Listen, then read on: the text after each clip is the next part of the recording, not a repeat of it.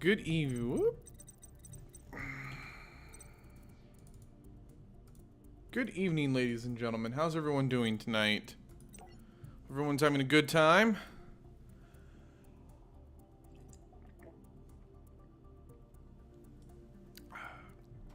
Apologies about that. So yeah, tonight, my plan is to play some more Yu-Gi-Oh! Here tonight on the channel, guys. We're going to try to get through some more of the inverse duels here in the Zexal campaign, or not Zexal, 5Ds campaign. Hopefully finish off 5Ds, and then we can start looking into inverse duels for Zexal campaign. Oh, brother. But yeah, we're getting there. Duelist challenges. We're still working on our Duelist challenges. I need to finish up GX still. I still haven't unlocked all of the inverse duels, or all the 5Ds challenges yet somehow. I'm missing 1, 2, 3. I'm assuming these we will get shortly.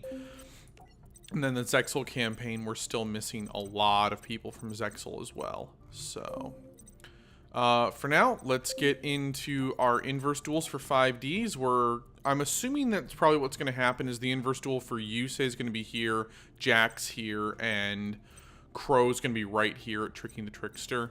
That's my assumption, at least. So let's get into it. Second round where we're playing as the Team Unicorn members. So let's get to it. Tachyon Chaos Hole. Sounds super badass. Alright, let's go.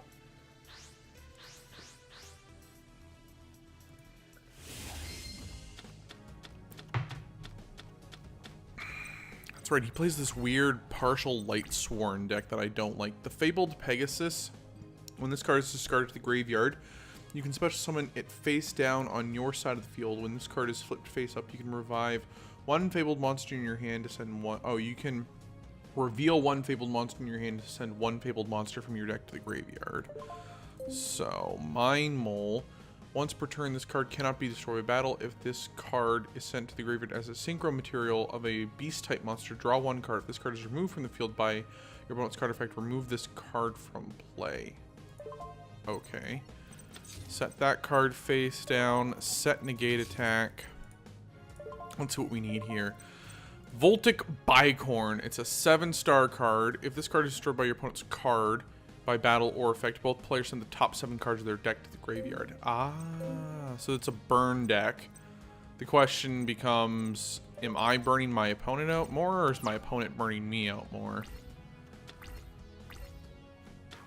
Alright, Max Warrior, he's going to attack. This card cannot be destroyed by battle once per turn. So Mind Mole prevents his Max Warrior from killing me.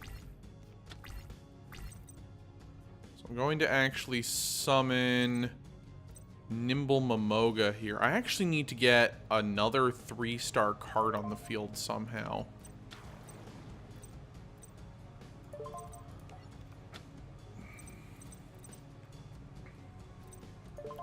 Battle phase. I have negate attack out. What? Excuse me? If this card... Oh, it only if it destroys something. Well, shit.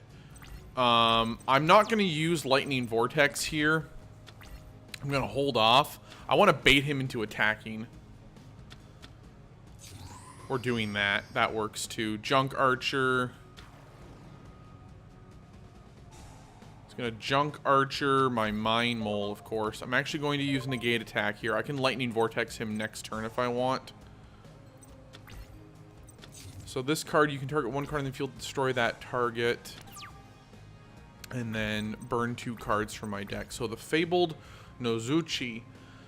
During your main phase, you can discard 1 Fabled monster and special summon this card from your hand. When this card is special summoned this way, you can special summon 1 level 2 or lower Fabled monster from your hand. I think what I want to do is I want to set Ryoko Lightsworn Hunter, defense position, and then when this card is discarded to the graveyard, you can special summon it. Okay, so what I'm going to do is I'm going to Lightning Vortex, discard the Fabled Pegasus, missed the activation timing, cannot activate the effect. What? When this card is discarded to the graveyard, you can special summon it face down in your side of the field when this card is... okay, so the game's saying I somehow missed activating that card's effect. Well, that's just awful then, because that's my tuner card. Like, literally, that's what functions the deck. Hello, Call of the Haunted. So he calls the Haunted back, Junk Archer. He's going to remove from play Mine Mole. And then what's going to happen? He's going to attack my 2 cards here. Yep. Nimble Momoga. Yep, set a Nimble Momoga on the field. Which is not what I was hoping to have happen. Yep, set a Nimble... Alright, so I got 2 Nimble Momogas on the field. And a Lightsworn card now. So he attacks my other Nimble Momoga. I don't have any other Nimble Momogas left to get, unfortunately. Mine Mole's going to come back, and unfortunately right now we have no tuner card and no... The Fabled Chawa. During your main phase, you can discard 1 Fabled monster and special summon this card from your hand. So we're in a bit of a bind here. I have 2, 4, 7 stars on the field, and I only need 6. I'm short a 2-star card, basically. Yep, during your main phase. When this card is special summoned this way, you can special summon 1 level 2 or lower Fabled monster from your hand. Yeah, that's the problem, though. From my hand is the key here. So, I have no way of killing Junk Synchron off currently. So, what I'm going to need to do is I'm going to need to... Well, I guess let's just find out. Ryoko Lightsworn Hunter. Destroy a card, yes. Destroy Junk Archer. I could have destroyed either card there. Well, that was unfortunate. I burned Blasting Runes, Needleworm, and Miracle Wake. Blasting, you can have this card if there are 30 or more cards in your graveyard and inflict 3,000 damage to your opponent. Okay. Flip that card face over. Summon the Fabled Chawa. Yeah, unfortunately I can't synchro here. Because I don't have a 3-star card, basically. And I know fully well what's about to happen. He's about to bop one of my cards here with Junk Synchron.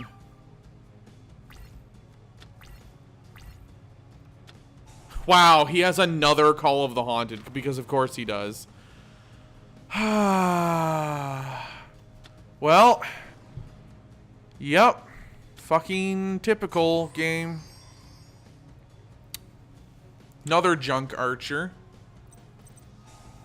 He's gonna remove 2 of my cards from play. No, only 1 of my cards from play. Yep, fucking love it, game.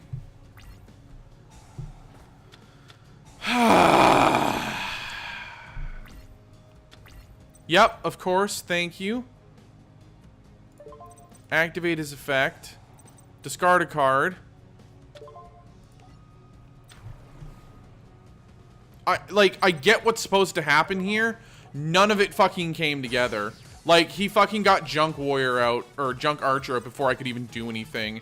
And I drew none of the useful speed summoning there, where it's like... I get the fact this deck needs to speed summon Bicorn out, basically. And it just wasn't happening. Simple as that. Bicorn Riem. This card is sent to the graveyard as a synchro material for a synchro summon, and send the top 2 cards from your opponent's deck to the graveyard. Needleworm, Mine Mole, and the Fabled Pegasus. So I basically need to go Bicorn, The Fabled Riem. No, I can't because I need another one. So the Bicorn, the Mine Mole. So we're going to set Needleworm for right now. We're going to end my turn.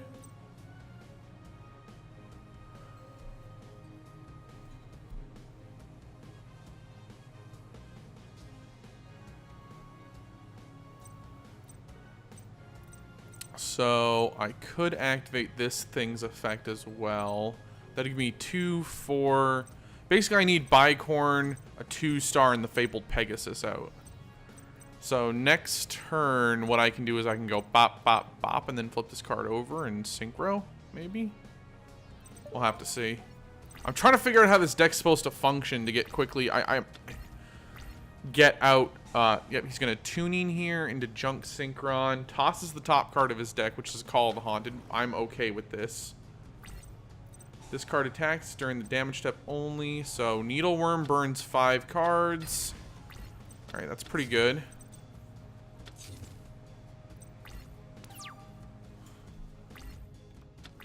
A second Bicorn Riem. Set that card. Activate. Discard the Fabled Pegasus. This phase. There is no monster you can special summon. Activate, yep, the Fabled Pegasus' effect. Can I flip it over this turn as well? The answer is no. Okay, so literally I need a 2-star card out on the field next turn. It's going to Scrubbed Raid. Okay. He burns his Dash Warrior into the graveyard. Okay. Well, as long as he... Yep, he fucking has Dash Warrior, because of course he does. Burns a card to Quick Draw Synchron. Quick Draw Synchrons into... Junk Destroyer. Great. Just great. Blows up my... Yep, a fucking course. Jesus fucking Christ, are you kidding me? This deck is so fucking hard to get on the field in the first... Yep, he fucking gets the card. Fucking course he does.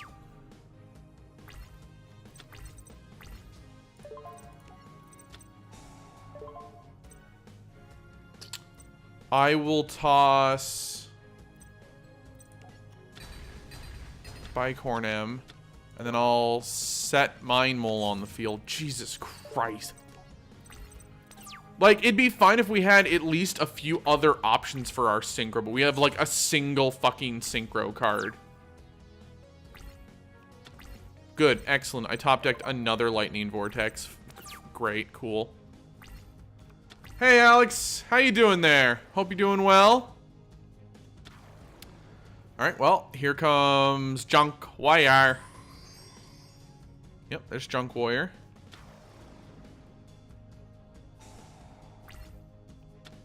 Mine Mole can't be destroyed by battle. Phoenix Wing Wind Blast. Okay, set that card for now. End my turn.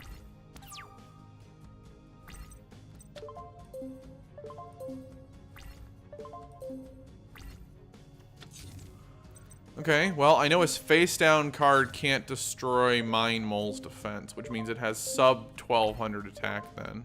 Or 1200 attack or less. Got a Needleworm. That's cool, I guess. So right now I'm 7 cards behind him, but I don't see a way for me to currently get my Synchro card on the field at all. Like, I just do not see a way to do it.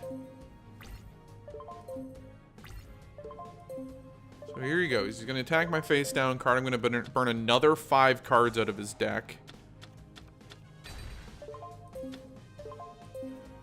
So that's 2 Needleworms that have burned 10 cards out of his deck currently.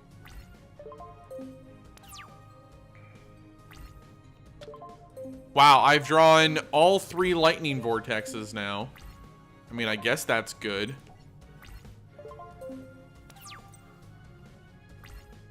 I mean, he's way ahead on board right now. The only way I'm winning is if I draw a second Mine Mole and then draw one of my tuner cards. There's Junk Destroyer. I'm going to have to... Yeah, I'm not going to do anything here.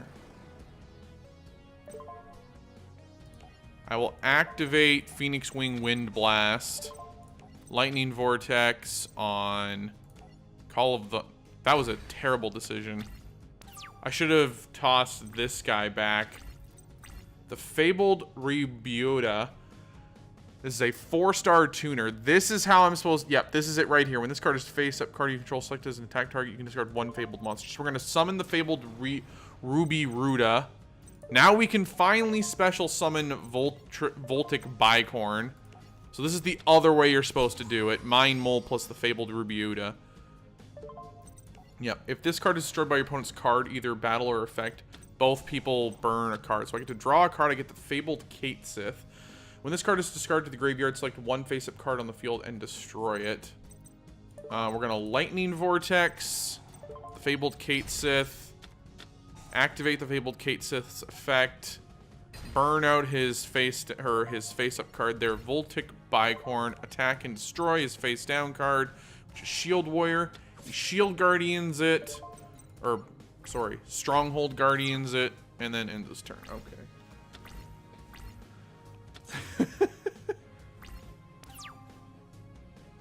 Yeah, I unfortunately, just due to financials, I never got around to playing a lot of the Wii RPGs. But there's a couple of really, really good JRPGs on the Wii. Fairy Fencer F is by the Atlas team, the guys behind Persona 5 and stuff like that. Oh, good. He fucking got Junk Destroyer back. Hello again, Junk Destroyer. Fuck off. So now both of us burn 7 cards from our deck, unfortunately. Which may seem like it's really good for me. It's really not. He now has a monster that's really, really strong, and I have no way of stopping it right now. So there's the Call of the Haunted that I gave him back like a fool. I should have, as I said, I should have just tossed Junk Destroyer back rather than call. I was trying to be fancy. I'll activate both Nimble Momoga effects here, pulling out 2 additional Defender cards here. But yeah, I mean, you had Xenoblade Chronicles X, or Xenoblade Chronicles 1. You had... I'm actually just going to straight up toss Mind Mole to send Junk Destroyer back. That way he won't get... This is, as I said, if I had done that before, he actually would be 1 card further into dying from fatiguing out, basically. So Shield Warrior flips face up along with Level Warrior. So he's going to destroy both my Momoga cards, unfortunately. Maybe shouldn't have tossed my Mind Mole card, considering Mind Mole's so strong. So the question becomes, can I last 6 turns without dying? Well, considering I just top deck Needleworm, the answer is absolutely, because what's about to happen in here is he's going to draw a card that'll put him at 5. He's going to attack my Needleworm. I'll burn the last 5 cards in his deck. Oh, he's not. Okay, well, I still get to flip Needleworm over on my own turn then, and then he won't have any cards left in his deck, and I'll win from that. So now he has no cards left in his deck, and therefore I just end my turn, and he loses because he's run out of cards.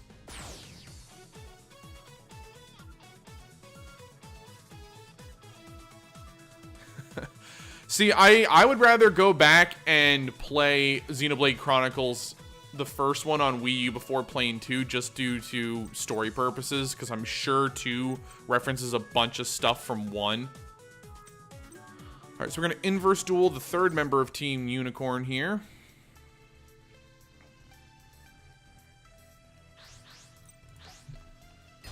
Thank you. You know, winning by, decking the opponent is always a good way of winning when you have no other way of doing it, basically.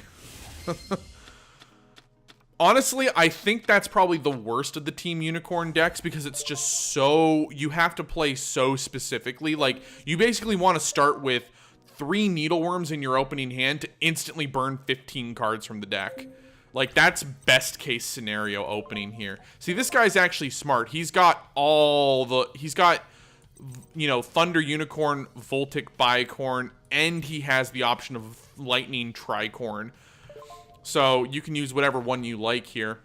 If this card is destroyed by your opponent's card, either by battle or by card effect, you can select one Thunder Unicorn or Voltic Bicorn in your graveyard and special summon it. So yeah, basically you want to get Thunder Unicorn or Voltic Bicorn out, and then just Lightning Tricorn, and then just cycle them back as much as possible. So Mono Ceres, this card, by removing play one spell card from your hand, and then I can instantly go into the Fabled Riaruda here and get out Voltic Bicorn. So that's actually what we're going to do. We're going to turn one Voltic Tricorn here. Or, yeah, Voltic Bicorn. So Mono Ceres. Hypnocorn, when this card is normal summoned, if your opponent controls a monster and you control no other monsters, you can turn it one set and destroy it. Interesting. Okay. Summon the Fabled Riaruda. Instantly go into special summon Voltic Bicorn. And if for some reason he's able to destroy this, I get to burn 7 cards off both of our decks. Little bit worse for me than it is for him, but I will activate the effect of Mono Ceres. I get to resummon the Fabled Riaruda back as well then. I will put him in attack mode. So if he attacks my Fabled Riaruda here, I can just discard the other one in my hand and negate the attack. No, it's like Final Fantasy similar themes and stuff, but otherwise new story. Oh, okay. Nice. Gotcha. Very cool stuff then. Okay, so I have the Fabled Cerberel, which is, if this card is discarded to the graveyard, special summon it. So yeah, basically I can summon this guy and then do some cool stuff with it. So we summon Zero Gardna. You contribute this card to activate this effect. If you do, monsters you control cannot be destroyed by battle. You can take no battle damage during this turn. So basically, I'm just going to attack into this turn, and he's going to activate its effect, and nothing will come of it. So what I'm going to do is I'm going to summon the Fabled Riaruda here, and we're going to just attack him and force him to activate the effect. There's the effect activation, and I can't deal him any damage now. So... but yeah, there's also Fairy Fencer F. For anyone who didn't play it or doesn't know about it, it's basically, as I said, by the team behind the Atlas games, the Persona series and stuff like that. I'm gonna activate the effect. I will negate the attack, toss the Fabled Cerubel, resummon it in attack mode. So right now I'm looking for a 2-star card here that's a non-tuner effect monster. That is not what I'm looking for. I will hold Trident Warrior for right now. I unfortunately do not have any more Fabled monsters in my hand. And I can't synchro anything at the moment. So I just need him to cower before me. Attack. Attack. I mean, I'll bop him for, you know, 4,000-ish damage here, give or take. Yeah. Not bad. 3,900.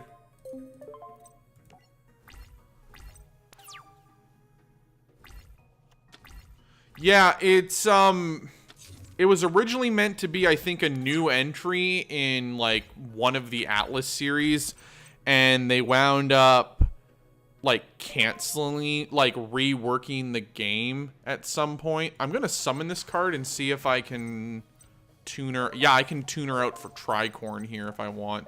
So I'll tune her out for Tricorn using Voltic Bicorn and the Fabled Pegasus. That gives me Lightning Tricorn, which is my strongest card. And then we will attack his face down card. It's a Jute Warrior. And then we will bop him for another 3,200 damage. So we're looking pretty good here because we got lucky with our opening hand not being trash. I heard really good things about it. It's basically an idol simulator. Or it's about Japanese, like, it's basically spoofing Japanese idol culture where you play as, I think, like, female idol singers, basically, and you get basically personas. It's like someone mashed together Persona with Hatsune Miku, I guess is the best way to describe it. And we win. Alright, well, that went way better than the last one. Yeah, the last guy's deck was just awful.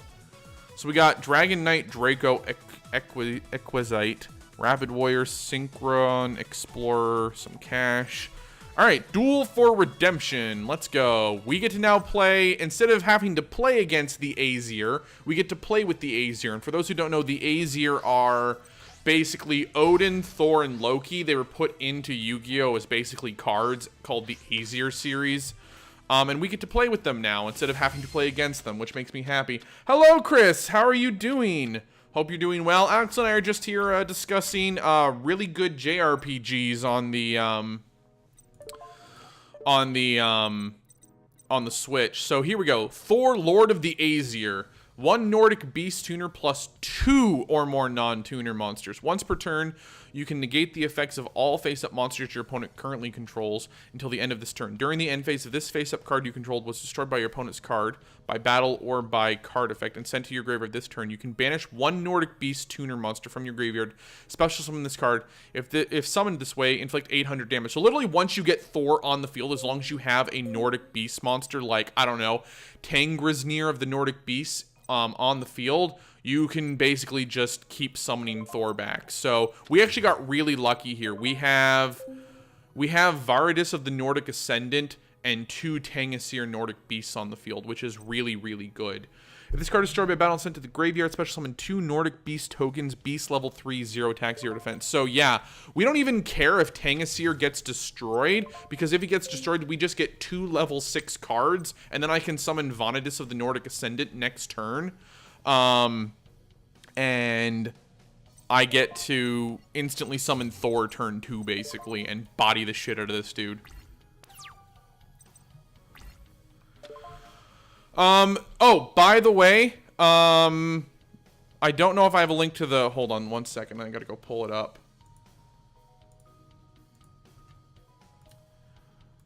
Here is the current standing for the stream poll, for anyone who wants to vote about what game I should play next. I will make a note, Fractured Butthole is currently on sale,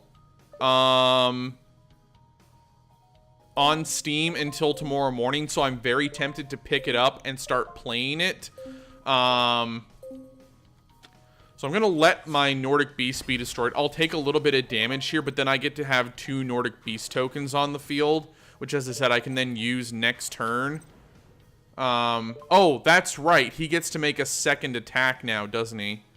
So I'm also gonna Call of the Haunted here for Tangasir of the Nordic Beasts.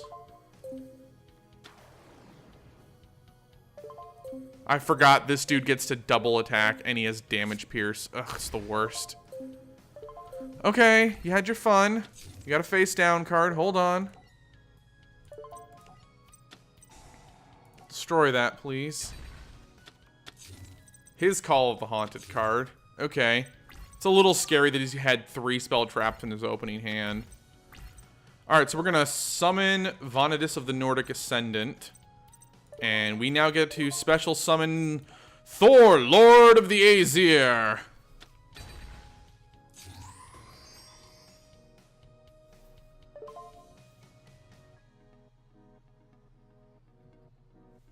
I am positive that for Wii U, there was a game that came out that was something Fairy Fencer.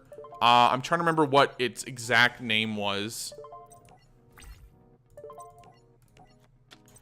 He activates Space Gate. That's fine. I don't care about Space Gate being on the field. Chris, or maybe I can find it real quick. I'm trying to find this Wii game, this Wii U game.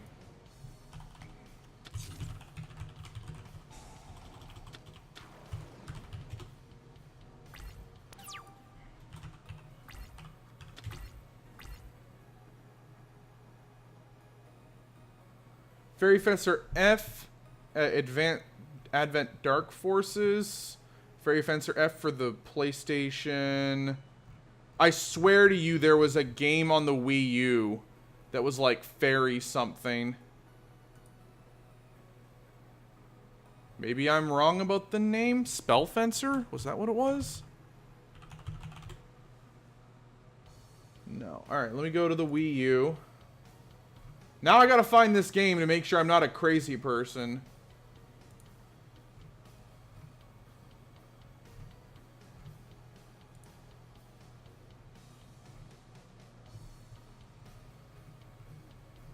I swear I'm not a crazy person.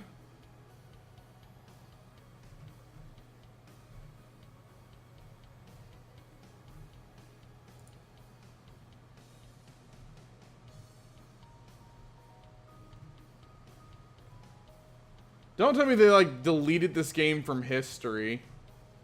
I know you exist, game. I remember looking at you. I know you're out there.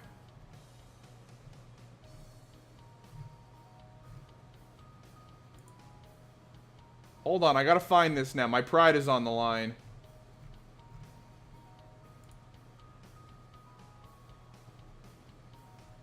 Sorry, I got the name wrong. It's Tokyo. Wow. Not only did I get the name wrong, I got the name so wrong it's embarrassing. The actual name is Tokyo Mirage Sessions FE.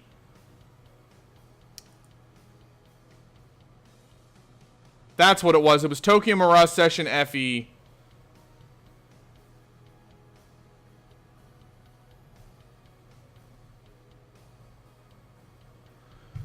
Apologies, guys. I completely forgot the name of the game. It's all about the game and how you play it. All right, so he put down Trap Eater, got rid of his own Space Gate, then put up Barrier Resonator, and another face down card. So I'm gonna Giant Rat and destroy Barrier Resonator, and then destroy Trap Eater. And then I'll end my turn. I'm very sorry, guys. I cannot believe I got the name that wrong. I don't know where Fairy Fencer came from. You know, it is technically the name of a thing, but it was not the name of the thing I was looking for. I will activate the effect of Giant Rat. I will summon Super Nimble Mega Hamster. No, I'll just summon another Giant Rat. What's up, Giant Rat?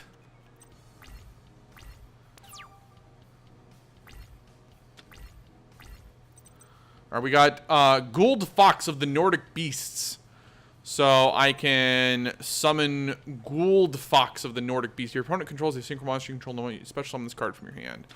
So we'll summon Gould Fox. I will activate the effect of Thor, Lord of the Aesir. Battle phase.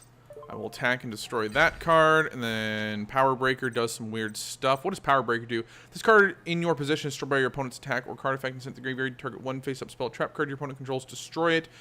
Well, too bad. Yep, punch him for 2,800. Twin Shield Defender. Oh, he actually got to activate his effect still. Thank God Thor, Lord of the Aesir, will not have to worry about that next turn.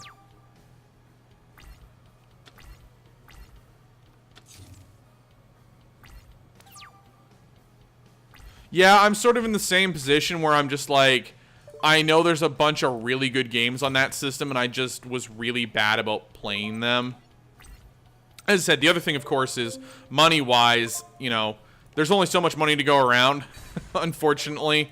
So, some stuff I just haven't been able to purchase and play yet.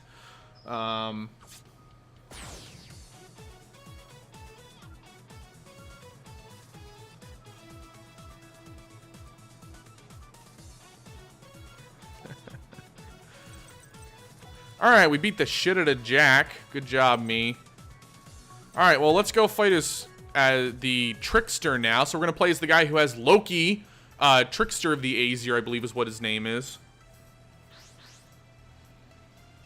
Yeah. The overheat part is true, but at the same time, a silk shirt and dress pants probably still isn't quite enough. But I like to still bundle up when I'm working outside.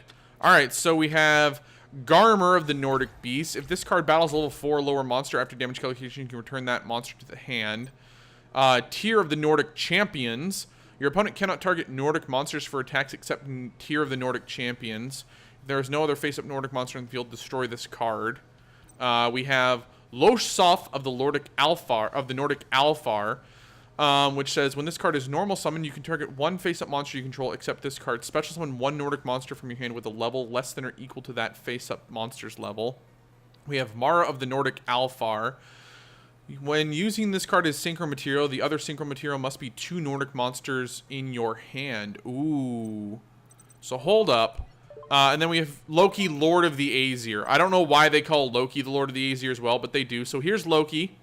One Nordic Alfar tuner plus two or more non-tuner monsters. Once per turn when your opponent activates a spell card during your battle phase. You can negate the activation if you do destroy it. If this is a quick effect. During the end phase of this face-up card you controlled was destroyed by your opponent's card by battle and sent to the graveyard this turn. You can banish one Nordic Alfar tuner monster from your graveyard. Special summon this card. When summoned this way, you can target one trap card in your graveyard. Add that to your hand. So this card says two Nordic monsters in my hand. So if I can literally summon Mara of the Nordic Alfar here. And I can instantly synchro summon Loki, Lord of the Aesir here. With...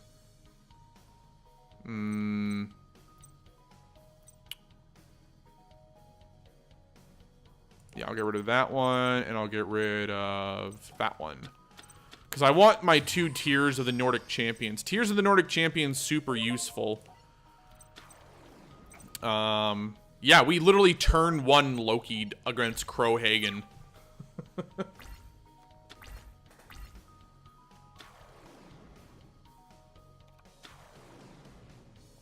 So here it comes. Crow's about to show me what's up. Oh my god, did he just Gale the Whirlwind me? No. What? Oh, fuck you! Are you fucking kidding me? Get the fuck out of here. So, for anyone who doesn't know what just happened, Gale the Whirlwind halves the attack of one of my monsters. So, basically what happened was, Crow opened up with Blackwing Boar of the Spear, which says, if you control a Blackwing monster other than Boar of the Spear, you can special summon this card from your hand. If this card attacks a defense position monster or damage pierce. He activated Blackwing Sirocco of the Dawn, which says, if your opponent controls a monster and you control no monsters, you can normal summon set this card without tributing. Once per turn during your main phase, you can target one Blackwing monster you control until the end of this turn. It gains attack equal to the total attack of all Blackwing monsters currently on the field, except itself. Monsters other than the targeted monster cannot attack. So we targeted Boar, Blackwing the Spear, and then he also special summoned Blackwing Gale the Whirlwind, which says if you control another Blackwing, you can special summon it. Once per turn, you can target one face-up monster your opponent controls. That target's attack and defense become half. So yeah, we just got pretty bodied here. So we're going to actually summon Defender the Magical Knight here. He gets a spell counter. He can basically toss a spell counter to prevent one destruction of a monster. I'm going to attack and destroy this guy. Here's my big problem. I don't have a way of currently destroying Blackwing Armor Master.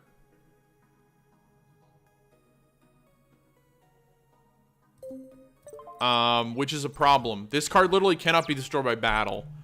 So, I'm trying to figure out how I'm supposed to destroy Blackwing armor. I will use Defender the Magical Knight's effect. So he puts a wedge counter on this card. Wedge counter basically allows him to remove it, and the attack and defense of this card becomes 0. Solemn Authority. Activate this card by targeting one Aesir monster you control. It cannot be targeted by other card effects while this card is on the field. Send this card to the graveyard during your second standby phase after activation. So I guess that's how I'm supposed to do it. So I'm about to find out whether or not I can use Tier of the Nordic Champions here with Loki, Lord of the Aesir, or not. I cannot. Well, that was an excellent and wasted opportunity for Tier. So I know for next time if I lose this duel, if I have double Tier in my opening hand, use Tier with Mara of the Nordic Aesir, or the Nordic Alfar. So I'm gonna oh, that's right. This card also prevents all battle damage, doesn't it? Yep. Cool. Yeah, this card is kind of broken. Like, I don't know how, as the Loki player, I am supposed to defeat Blackwing Armor Master. Oh, good. He fucking has Gale the Whirlwind, because of fucking course he does. I'm going to Solemn Authority my Loki card here. Now he can't Blackwing the Gale the Whirlwind, my Loki card. So he's going to Synchro Summon a second Blackwing Armor Master here. Cool. There better be like a fucking Lightning Vortex or something in my... Cool. Congratulations, you destroyed that guy. Excuse me, what now? This card literally says it cannot be targeted by other card effects. Guess what? Putting a fucking card wedge counter on it counts as a goddamn fucking card effect, game. You can't cheat. God damn it! Activate this card by placing 3 spell counters on this card. Once per turn during your turn, you can target one other face-up card on the field that you can place a spell counter on, remove it. Cool. I'm still unsure as to how I'm supposed to destroy Blackwing Armor Master. Game. I really am. Hey, Carmadillo, how you doing there? Excuse me, game. This card should not be able to be targeted by, monster effects. Excuse me. First you put a Blackwing wedge counter on this card, and now you're able to activate the card literally while I have Solemn Authority on this card, which says cannot be, affected by monster card effects. Excuse me, game. I would like to question why you're cheating here. Alright, cool. Just, yep, fucking awesome.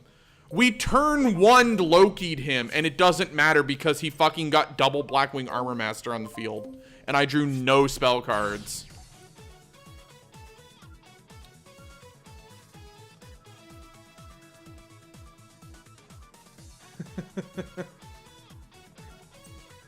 Alright, well, I'm just a salty bag of saltiness right now because Solemn Authority literally should protect my card from his monster effects. That's what the card says it does.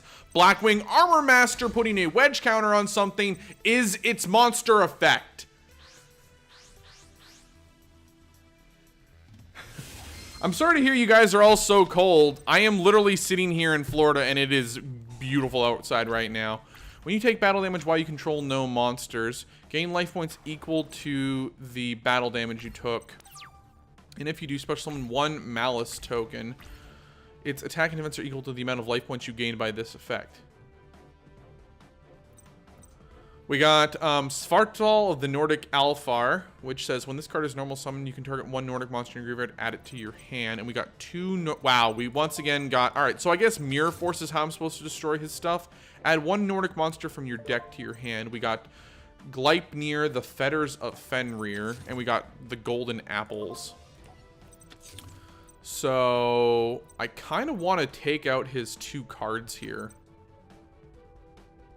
Oh, I can't actually special normal summon that card. And you may be asking, why aren't you normal summoning Tier of the Nordic Champions? Because Tier of the Nordic Champions literally will die if there's no other Nordic card on the field. Alright, cool. So I know what card I'm immediately using my Fetters card on. So here comes the sacrifice to Blackwing Sirocco the Dawn. He's then, what is he going to? He's not going to Synchro. Well, I'm quite happy to body his cards off the field here. Mirror Force. And I will also Gleipnir, the Fetters of Fenrir here.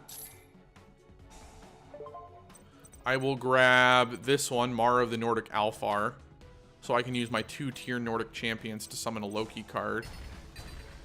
Look, it's easier to keep his Blackwing Armor Master off the field than have to deal with it, so. Alright, we're going to summon Mara of the Nordic Alfar, special summon Loki. Well, now I know that I definitely never want to ever use Tier of the Nordic Champions, if at all possible. So what does his effect do again? Once per turn, when your opponent activates a spell trap card during your battle phase. Ah, right, during my battle phase. Well, that's basically worthless then, so. Bop you in the face, Crowhagen. What's up?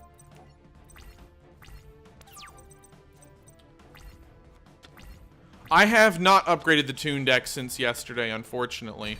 Oh, cool. He just tributed to the Doomed my card, which is fine, because I'm just going to revive it and then win this turn. So, maybe asking how. Sure, I'll activate Loki of the Azir's effect. I will grab Mirror Force back. Yes, please. Hell yeah. I mean, it doesn't even matter because I'm about to win this turn. Oh my god, it's Secret Village of the Spellcasters. He can't activate spell cards now. Lol, lol, lol, lol, lol. Yeah, wish I'd had that a turn earlier, game. Alright, battle phase, and we win. Cool. We just got lucky Crow didn't draw, like, his nutso, like, perfect Blackwing curve. So we got 2 separate deck recipes, Blackwing Dragon, and a whole bunch of other Blackwing cards. Good stuff. All right, let's get Tricking the Trickster. This is, of course, the Odin, Lord of the Azir guy.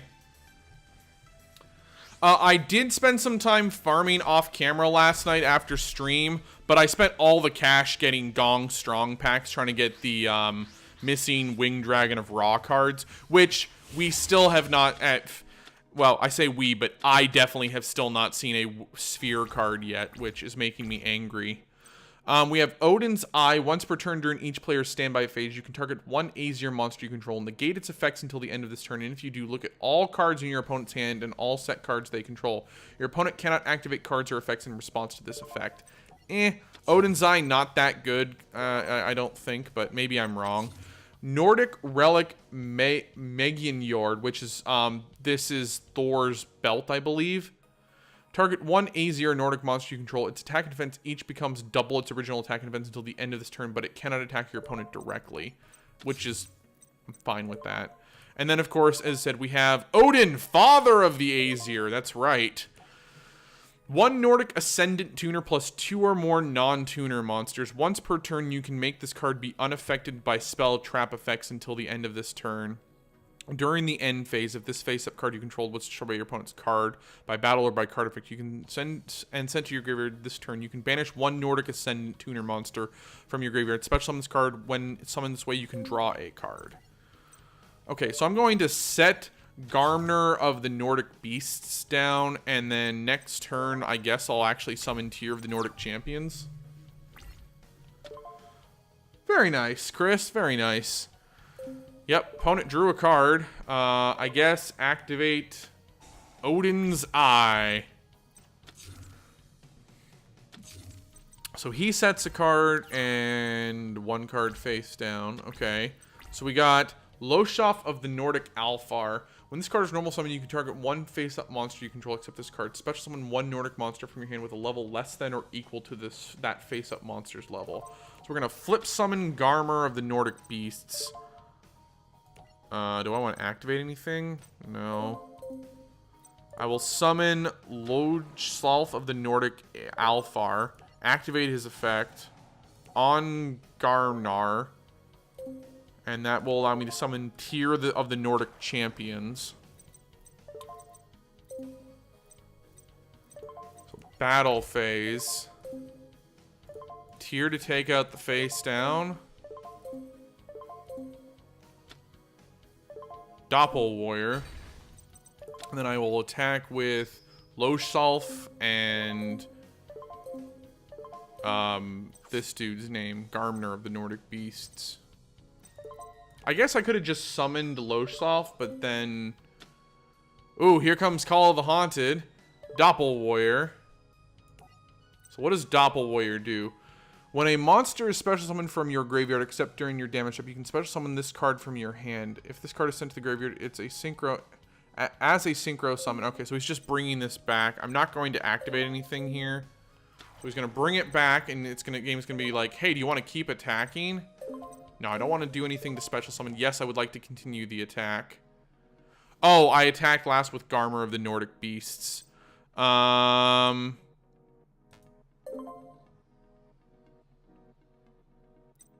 I will not continue my attack here. I'm actually going to let him try to attack into me. That was my mistake. I should have read which card. I forgot which card was attacking was my Garmer of the Nordic Beast. I could have activated the belt and then taken out his Doppel card. But I want to keep the belt as a countermeasure in case he does something like this. He's probably going to take out Garmer, which is okay. It's not the worst thing to happen. Doppel Warrior brings back a Doppel token. 2 Doppel tokens. Still can't do anything. Do those Doppel tokens hit before or after? Who is he attacking? No, he just went into battle phase. He's attacking Tyr, so we're going to activate Nordic Relic, Mjolnir, whatever the hell this is. Double Tyr's attack and defense to take out Junk Warrior. This is why I held on to the belt for so long. Oh, good, we got another Tyr of the Nordic Champions. Because I definitely needed another Tyr card. Garmer's going to go into defense mode. Garmer is just too weak to leave otherwise. So attack and destroy his Doppel tokens. I could have almost won this turn. I would have left him with 300 life points. I may come to we may not actually even get to see Odin right now. Like, I mean, yeah, Junk Synchron into Doppel Warrior. He's gonna do the same shit again. He's gonna Doppel Warrior me here. Yep. Doppel Warrior Synchro effect activates. He gets the 2 Doppel tokens, giving Junk Warrior plus 1,000 or 800 attack value, whatever it is. Yep, 1, 2. He's going to attack one of my cards, and I'm going to kill him next turn. I mean, go for it, buddy. Congratulations, you took out one of my guys. Guess what? Motherfucking Call of the Haunted, bitch.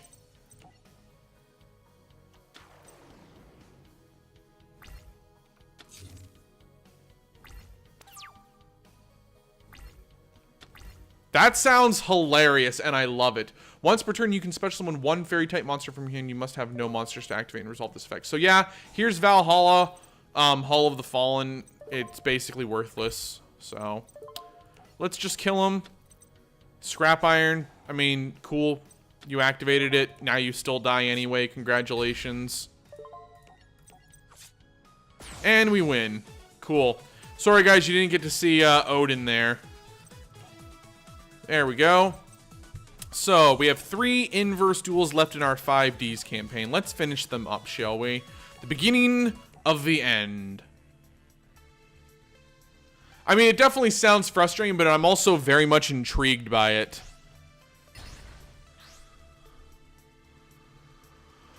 So, as I was saying earlier, by the way, I don't think I finished this thought.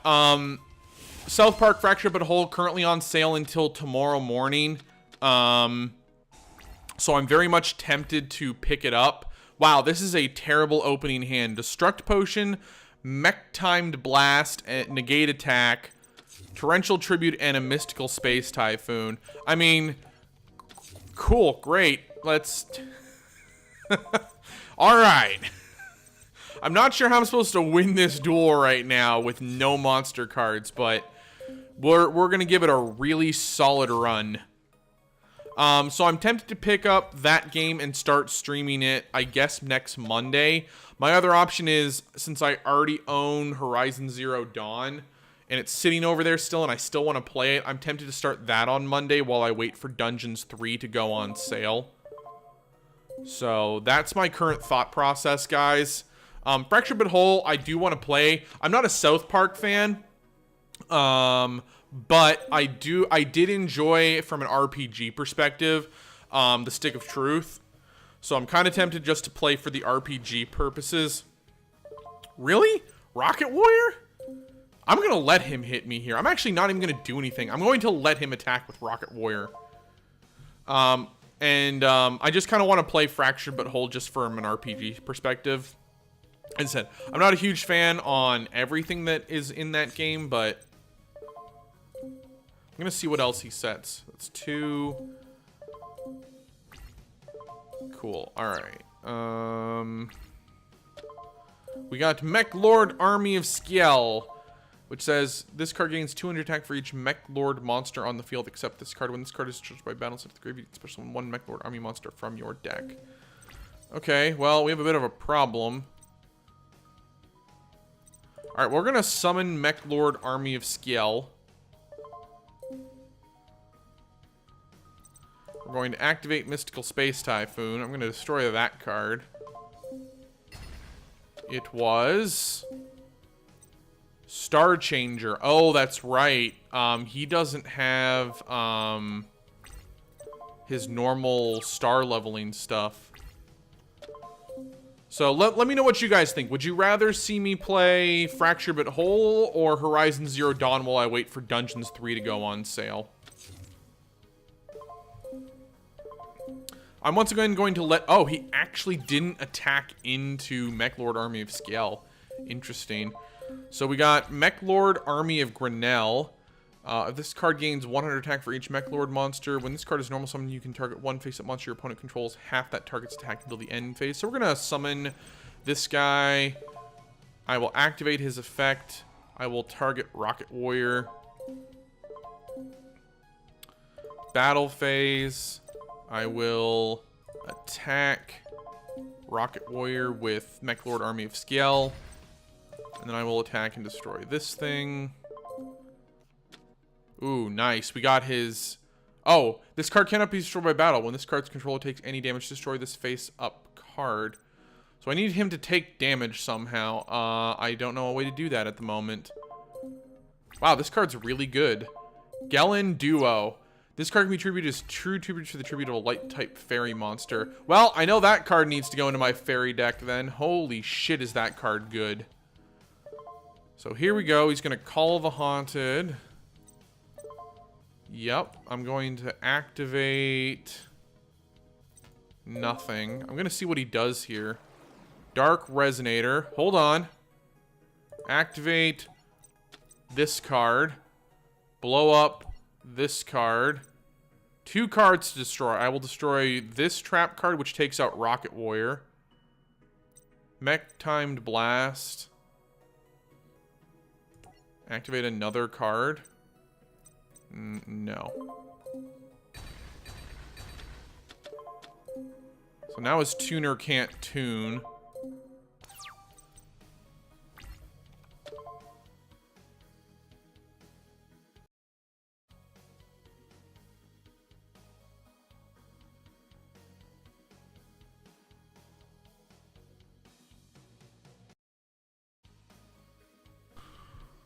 Apologies about that, ladies and gentlemen. I definitely thought about playing half and half. I just know that both games are fairly long, extensive playthroughs. I mean, if I really hammer through playing, I could definitely do it.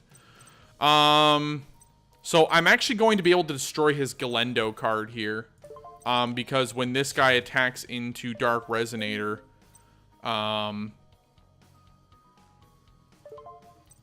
and that will destroy his Galendo card. Because he'll have taken damage then. Barrier Resonator. He prevents the damage, I believe. Okay, that's fine. End my turn.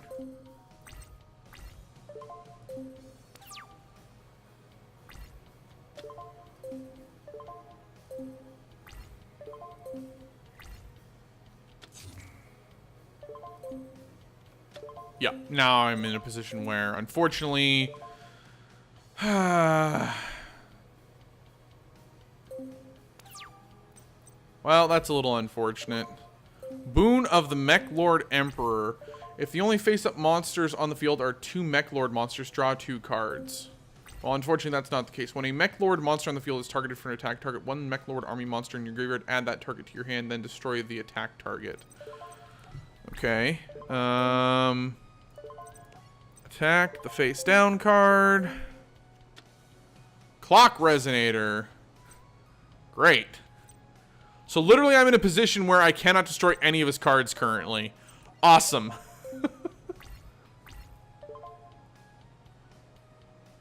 Yes, I will. My plan is to play with you this Saturday, Chris, and hopefully hammer out as much leveling as possible on Saturday. So I'm not sure what the opponent's waiting on at the moment. Alright, so we have a Foolish Burial card. So let's Foolish Burial something. So we have Mechlord Army of Skiel, Playful Possum, Mechlord Emperor Skiel. This card must be special summoned by its own effect and cannot be special summoned by other ways. What does this say? How do I get this card out? When a face-up monster you control is destroyed by a card effect and sent to the graveyard, except during the damage step, you can special summon this card from your hand. Other monsters you control cannot declare an attack. Once per turn, you can target one synchro monster your opponent controls. Equip that target to this card. This card gains attack equal to the combined attack of the monsters equipped to it by this effect. You send one monster you control that is equipped to this card to the graveyard. This card can attack your opponent directly this turn. Okay. We also have Mechlord Army Wazel. This card gains 100 for each. Yep. Once per turn, when another Mechlord monster you control declares an attack on defense. Yep. Pierce. I'm gonna send Playful Possum to the graveyard because I literally do not care about Playful Possum as a card. Maybe I'm missing what I was supposed to have done there, but cool. Battle phase. We've been really, really unlucky considering we're 6 turns in. I've drawn exactly 2 monsters the entire game so far, and one of them is dead at the moment. I literally need to draw that defense piercing card, and I can actually start knocking out his monsters. That's the simple long and short of what I'm missing at the moment. He's gonna call the Haunted back Rocket Warrior. Okay.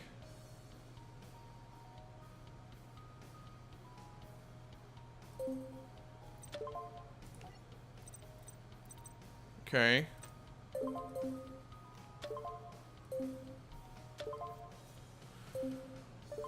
So he's going to target this for an attack with Rocket Warrior. And we're going to Mechlord Factory him. Bring back Skiel. And then I destroy the attack target. Oh, no, I literally destroy my own monster. Fucking brilliant game. Cool. I love it. I should have just fucking negate attacked there. I thought, yep, cool. I deserve all this damage, game. All the damage. Just good. Excellent. Mech timed blast. That's definitely what I was looking for. Cool. Do I even have a way of damaging him at the moment? The answer is no, I don't. Cool. I love it, game. Literally, I've been sitting here for what? How many turns now? Like, I'm going to, yep, Resonator Call, add a Resonator monster. There we go, cool. Just give me, Jesus Christ, give me the defense piercing monster, please.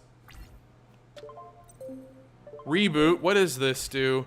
Shuffle one Mechlord monster from your hand into the deck, then target one Mechlord monster in your graveyard, add that target to your hand. Cool, love it, game. I have no Mechlord cards in my hand.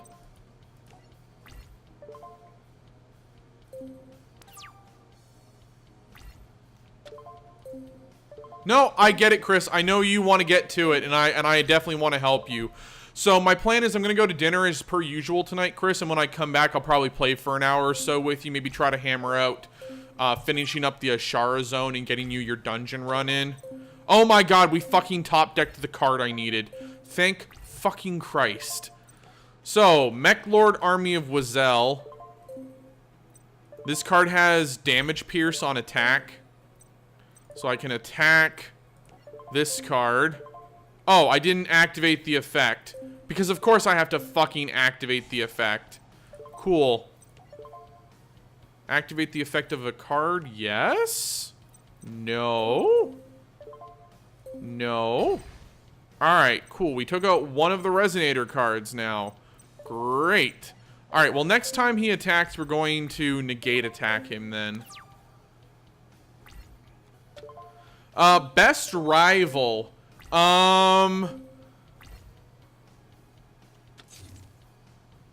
Ooh, tough question.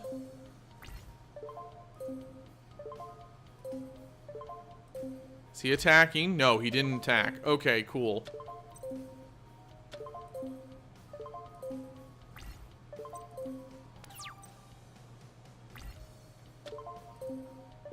Okay, so now that I know Mech Lord Wiesel only activates on other Mech Lord cards. Battle phase. Attack. Destroy Rocket Warrior. Attack this thing. Yes, Wiesel. Now it has Damage Pierce. Activate the effect of a card? No. Glendo dies. Cool. Alright. Next turn we start knocking out his Resonator cards.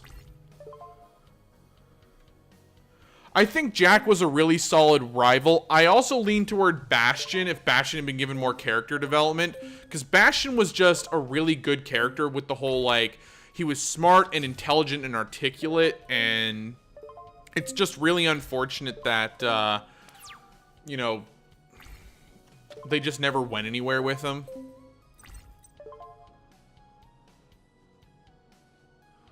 So I can literally reboot and get the Grinnell in the graveyard back for an exchange for Grinnell in my hand. I'm just going to summon Grinnell. I probably should have held Grinnell. Target that thing. Alright, so now I have Damage Pierce on 2 monsters. So attack and destroy the face down card, maybe? It's another Dark Resonator. Wow, he's got 3 Dark Resonators on the field, does he? Yep, Wiesel. Damage Pierce him. And kill that Dark Resonator. And then attack this face down card. Maybe it's not. Oh, it's a Force Resonator. Cool. So next turn I can take out another Dark Resonator card. We're actually in an interesting spot here where Jack apparently just didn't draw the spell card he needed. We actually destroyed it. It was that level changer card, which allows him to lower or raise the star value on a card. So we could synchro summon here. And he hasn't apparently drawn another copy of it yet. Otherwise, we would have been in serious trouble here. Okay. Battle phase. Attack this card. Because I know it's not a Dark Resonator. It's unfortunately a Clock Resonator card instead. Attack this card. Activate Wiesel. I get to double Damage Pierce him here. That dies. No, it doesn't die. Then we attack it again. There we go. Ah, I should have done that the other way. I should have attacked with this. I didn't realize I could only activate Wiesel's effect once per turn. Yeah, it even says in the card, once per turn. Read the card. Read the card, man. So, as long as he doesn't draw that spell card, we're actually in a really solid spot here. Wow, double Wabaku. Interesting. Alright. Battle phase, because I literally do not want to activate anything here. We're going to attack his face down card. I'm going to just continue attacking the face down card because I know the Resonators are going to take 2 attacks to get through. So we will attack with Grinnell here. Activate Wiesel's effect. Pierce him for 1500. And then destroy Dark Resonator. Even if he gets the level changer card right now, I don't know if he has a way to beat me.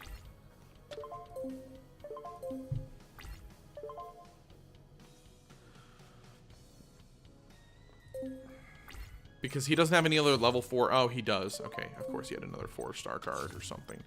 Face down card makes me nervous. I can win almost exclusively off the Damage Pierce at this point. So I'm kind of tempted to Mech Lord Destroyer that card there. But at the same time, I'd rather not. Battle phase. Attack. Ooh, it was Dark Tinker. Bottom of the deck was selected. I guess he didn't like what he saw there. So attack. Activate the effect of Wiesel. Pierce him for 1200.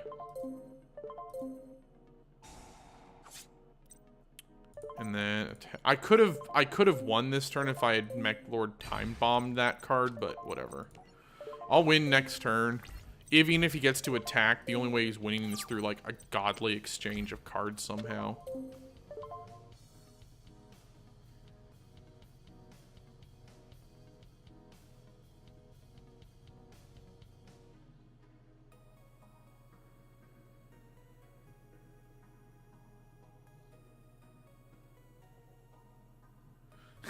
Look, I'm sorry this duel's taking so long. I agree with you, Carmadillo. From little I saw of 5Ds, the rivalry between Jack and Yusei was actually well developed early on. And I have to also agree with the fact that, like, it definitely felt like Kaiba was just never well done, like, well developed into the rival until Battle City. And, you know, that's basically, like, a full season and a half into the series at that point. Like, that's just terrible as far as I'm concerned. All right, we got a Dark Tinker.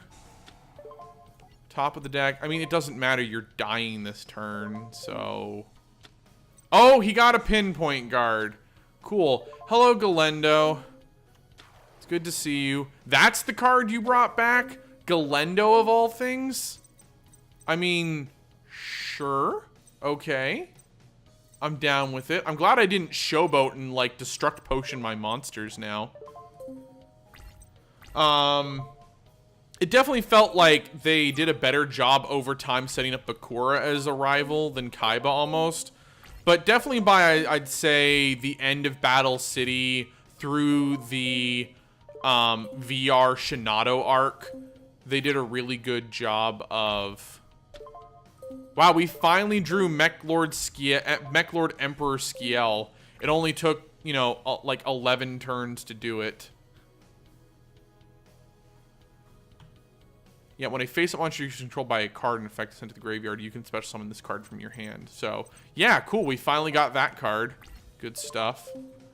Attack with Grenell, activate Weisel, and we should win this turn. Unless that face-down card's super mega awesome. Yeah, there we go. Red Dragon Guardian. We got a whole bunch of tiny useless stuff. Star Changer's not too bad. All right, we got 2 more duels. Let's do it. As I said, I personally think 5Ds is the second best Yu-Gi-Oh series behind Original. GX just rubbed me the wrong way for like the first 3 seasons. Apparently there's unlisted seasons that never were dubbed in the States, where apparently like they actually get kind of dark, where, you know, apparently Jaden goes into like a massive depression or something. But hot damn, getting to that point is pretty rough. Mech Lord monster emperors you control cannot be targeted by the effect of Synchro monsters. When this card on the field is turned into the graveyard, you can add 1 Mech Lord Emperor monster from your deck to your hand. Okay, so we have Mech Lord Factory, Destruct Potion, Mech Lord Fortress, and Mech Lord Army of Wazel. Battle phase. I'm assuming this is one of his tuner cards. It's Flame Tuner. Or Flare Resonator, sorry.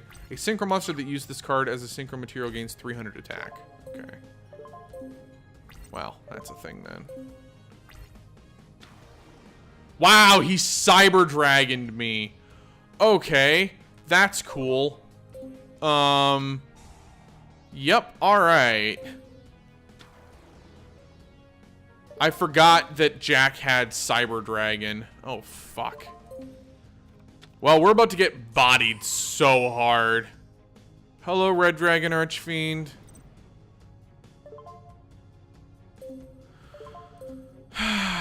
Okay.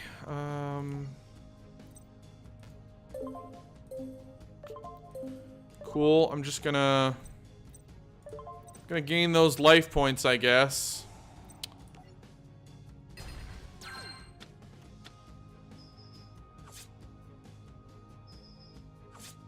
Yep, alright. Cool. Okay. That would have been really useful last turn, game. I'm going to set Mech Lord Army of Skiel here. And I'll end my turn.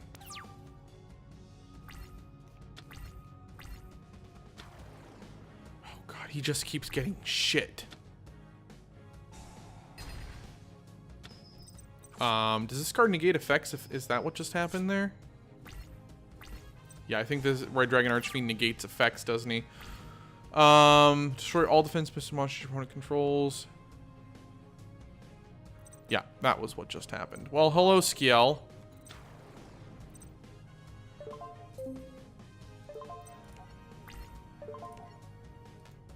Let's see if he'll actually attack him with Red Dragon Archfiend here or not.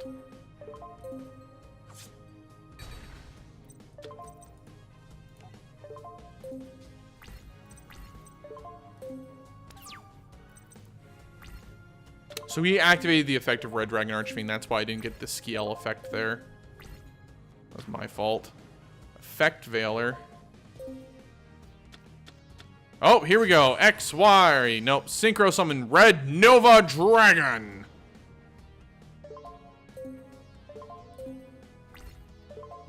$5,000 attack. I think I just died. Mech Timed Blast. That card. And that card. Excuse me, game. What? What? Cannot be destroyed by opponent's card effects. Well, shit. I didn't read the card properly. Whoopsies.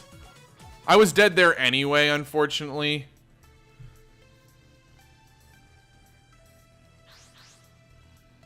Yeah, I'm kind of tempted to go back too, just for like funsies, but I have so much other really good stuff on backlog that I'm just like, I don't have time. Like, I literally just finally got around to watching a show an anime I've been wanting to watch for a long time now called the Regular Magical High School. I got super invested. I'm like, this is great.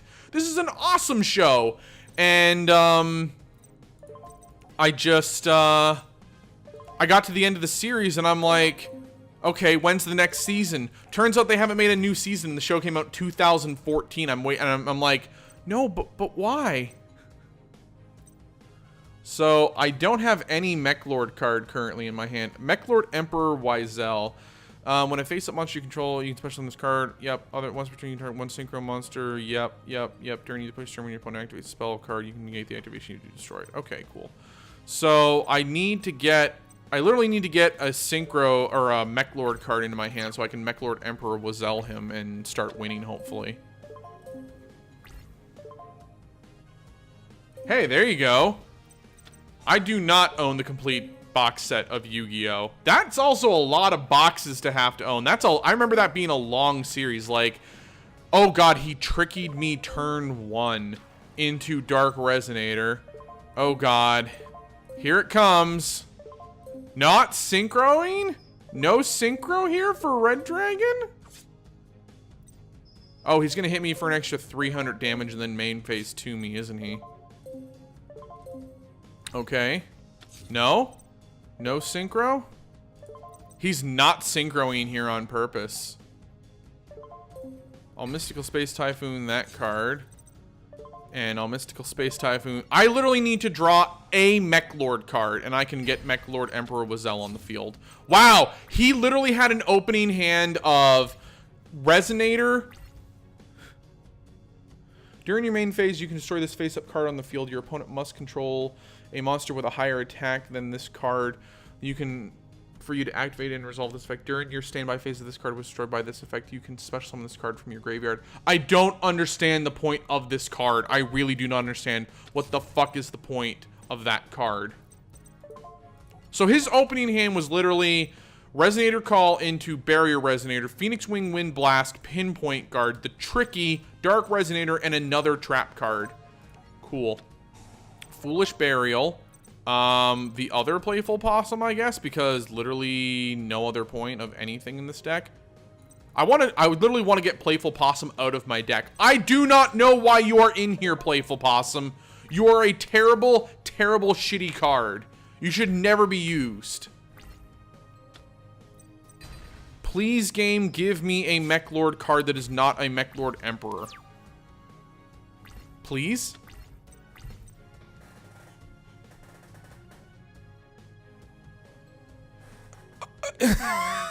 I'm going to die next turn because I literally have no card to play. All right, cool. I love it, game. Wow, that opening hand.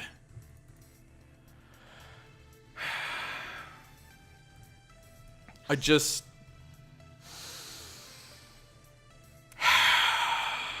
Yep. That last game just happened. There's only been one other time where I felt that hopeless in a game. I played a kid once who I was playing my Exodia deck, and I literally drew no stall, no monster removal, and he beat me to death with a Muka Muka card. Yep, turn one that trickies me into face down card. Well, at least I have Mech Lord Army of Wazel now. Cool. So, shuffle one Mech Lord monster from your hand into the deck, then target one Mech Lord card in your graveyard, add that target to your hand.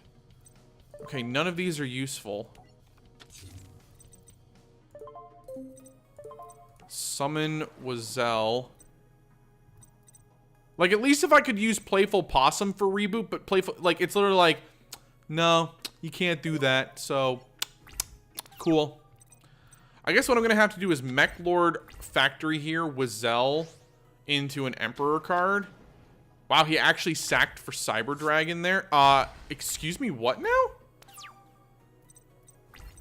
This literally says when a Mech Lord card. Excuse me, game. Oh, I have to have a Mech Lord card in my graveyard. Whoops. Cool. Didn't have the Mech Lord card in the graveyard. Well, just fucked myself. Needed to have a Mech Lord card in the graveyard. Didn't do that last turn like I was supposed to. Cool. Chaos Infinity. And set Playful Possum. Cool. Great. Awesome. That's good.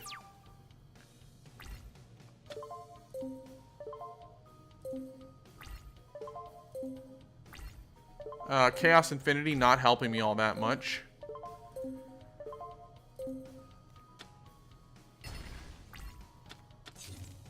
Jack and Zane. Oh, Jack any day. I mean, don't get me wrong, Zane's pretty awesome, but Jack any day of the week.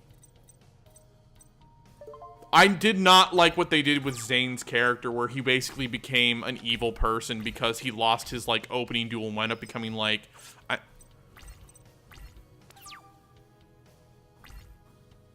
Okay, we finally fucking drew a Mech Lord card. Jesus Christ. Okay. Grandel. Hopefully this works. Oh, I did not activate his effect, so I could have destroyed Cyber Dragon this turn. Cool. Good job, me. You're really thinking here.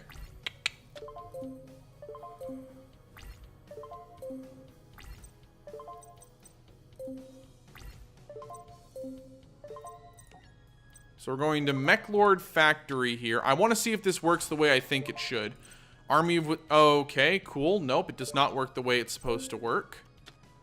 Alright. Yep, I love that none of this working the way I want it to work. Okay, cool. So... should not have tossed this card into the graveyard, because it's a Mech Emperor and it's not being... you can't use reboot for it. Alright, so we're going to reboot Mech Lord Wazel into the deck. Bring back this guy. Cool. Set another Mech-timed blast. Summon Grinnell. This time I will activate his effect. Yes, please. Target Cyber Dragon. Effect Veiler. Okay, protects it. Alright, fine. Negates the activation. That's fine.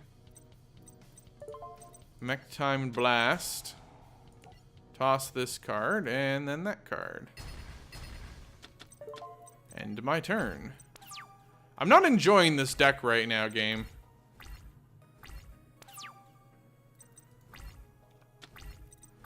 Cool. Got a Mech Lord card in my hand. Alright. Well.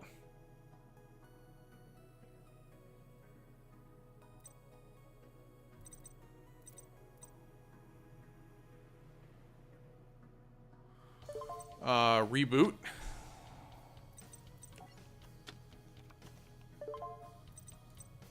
No, I'll bring back Wiesel here. Alright, once again, in the position where I literally need to draw a Mech Lord card that is not a Mech Lord Emperor card. So we can actually maybe do stuff. Wow, once again, the trickies me. Cool. We're going to die before we ever actually get to use any of these Mech Lord cards. Are you fucking kidding me?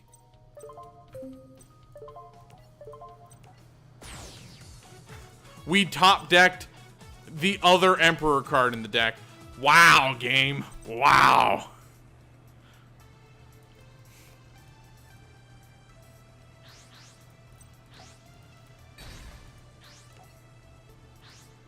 Alright, so literally what I want to see in my opening hand is a Mech Lord Emperor, a regular Mech Lord, and no fucking Playful Possum! Actually, Playful Possum with Creature Swap is okay. That gets a pass.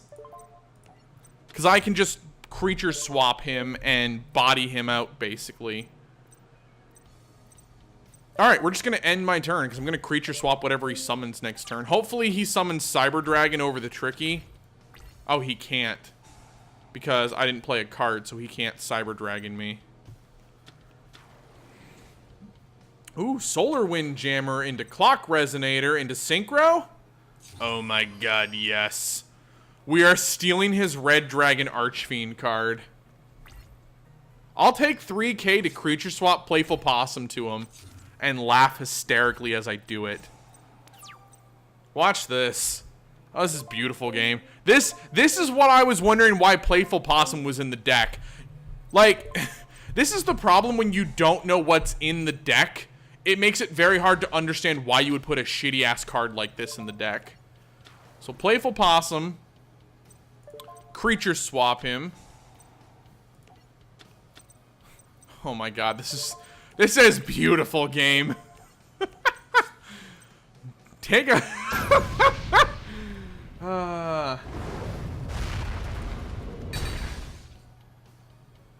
Yeah, I didn't like what they did with Zane.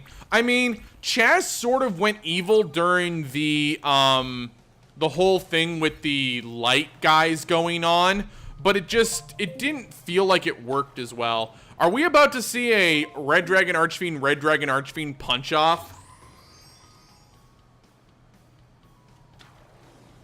It's all good. Wow, he literally put the card in defense mode rather than putting it in attack mode. You do realize that I can just blow it up now with my effect, right? Like,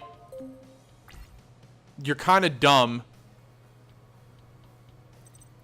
I am so confused right now. If he had put this in attack mode, I would have had to sack the Red Dragon Archfiend I have into his Red Dragon Archfiend. But instead, he put it in defense mode. I am so confused right now about what just happened. I honestly do not know what is going on.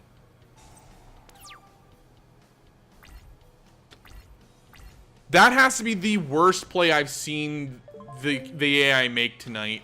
And that's saying a lot. Okay, here it comes. He's going to Solar Jammer into Red Dragon Archfiend. It gets a 300 attack point boost against me.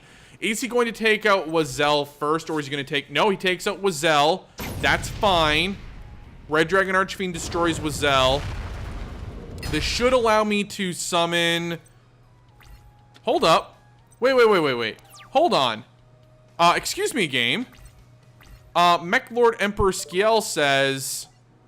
when a face-up monster you control is destroyed by a card effect. Oh, by a card effect. Ew. Destruct Potion, Call of Infinity. So I currently have no way of taking out his Archfiend card. So I'm going to actually put Archfiend in defense mode. I believe that should activate the effect destruction so I can Emperor Skiel him. I think. I'm not sure. I don't know how this interaction is going to work here. Because the only way I'm getting on the field is... Skiel needs to take out this Red Dragon Archfiend. Mind you, this is like his last Red Dragon Archfiend. This card goes, he's out of Red Dragons. It's just really unfortunate that we kind of got hosed there a little bit.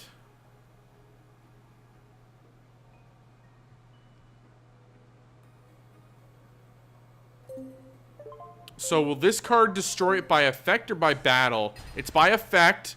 Direct, that was not by effect, game. Okay, cool. Did not at all work the way I wanted it to. Okay. Another playful possum.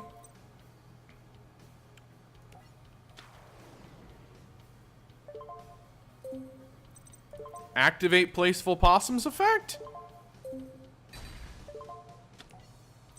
Oh, that's how... Okay, that's the other reason Playful Possum is this in the deck. So you can activate the Mech Lord effects. Gotcha.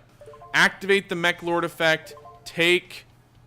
Equip one monster your opponent controls to this card. Yes. Equip Red Dragon Archfiend. Wow, that's how that's supposed to work, is it? Battle phase. Attack this card. He lives with 100 life points, I think. Nope. Yep, 100 life points. He literally has 100 life points left. Okay. What about Raphael? I almost find him a better developed rival than Kaiba was. And he was only in the series for what? The Atlantis arc. But I like the fact that he wasn't obsessed with beating Yugi. He was doing it for his own reasons, even if, you know, his memories had been altered and he'd been messed with. Oh man, here we go. He's gonna Solar Wind Jammer me here. Oh, could I have negated that spell, that trap card? No, this card can attack your opponent directly. Okay, I mean, that's fine. I'm literally going to let you do this because you have no way of defeating Mech Lord at the moment. You can't synchro summon anything, and you just brought back a card that has 400 attack or 800 attack against me with 100 life points left. Sure. You know what? Sure, game. We'll let it go. I actually don't even care about bringing Playful Possum back. Go away. Battle phase. I'm gonna bop him. Just for all the shenaniganry I had to put up with. At least now I know why Playful Possum's in this deck. I finally understand. I'm sure some people have been yelling at me, but all like, you idiot! You need to use Playful Possum earlier than that. You could have won like 3 games ago. Yes, I actually probably could have won 3 games ago, but I didn't realize that that's the purpose of the Playful Possum in the deck.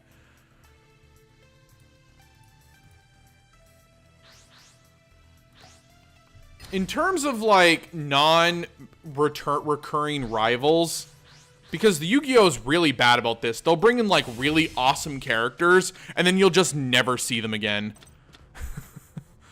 So we have Fortissimo, the Mobile Fortress. Once per turn, you can special summon 1 Mech Lord army monster from your hand. We have Mech Lord Astral Mechanical, which says... Cannot be normal summon set, must be special summoned from your hand by sending 3 Mech Lord monsters from your hand to the graveyard. And cannot be special summoned by other ways. Once per turn, you can target 1 synchro monster your opponent controls. Equip that target to this card. This card gains attack equal to the attack of the combined effects. Once per turn, during your standby phase, you can send one of these equipped monsters you control to the graveyard. Inflict damage to your opponent equal to that monster's original attack. You cannot conduct your battle phase this turn. Okay, and then we have Fortissimo, the Mobile Fortress. Chaos Infinity and Mech... Wow, we have a really bad opening hand here, actually. Like, if we had had 2 more Mech Lord cards, we could have actually done something with Mech Lord Astromechanical, but unfortunately, no, none of that's going on.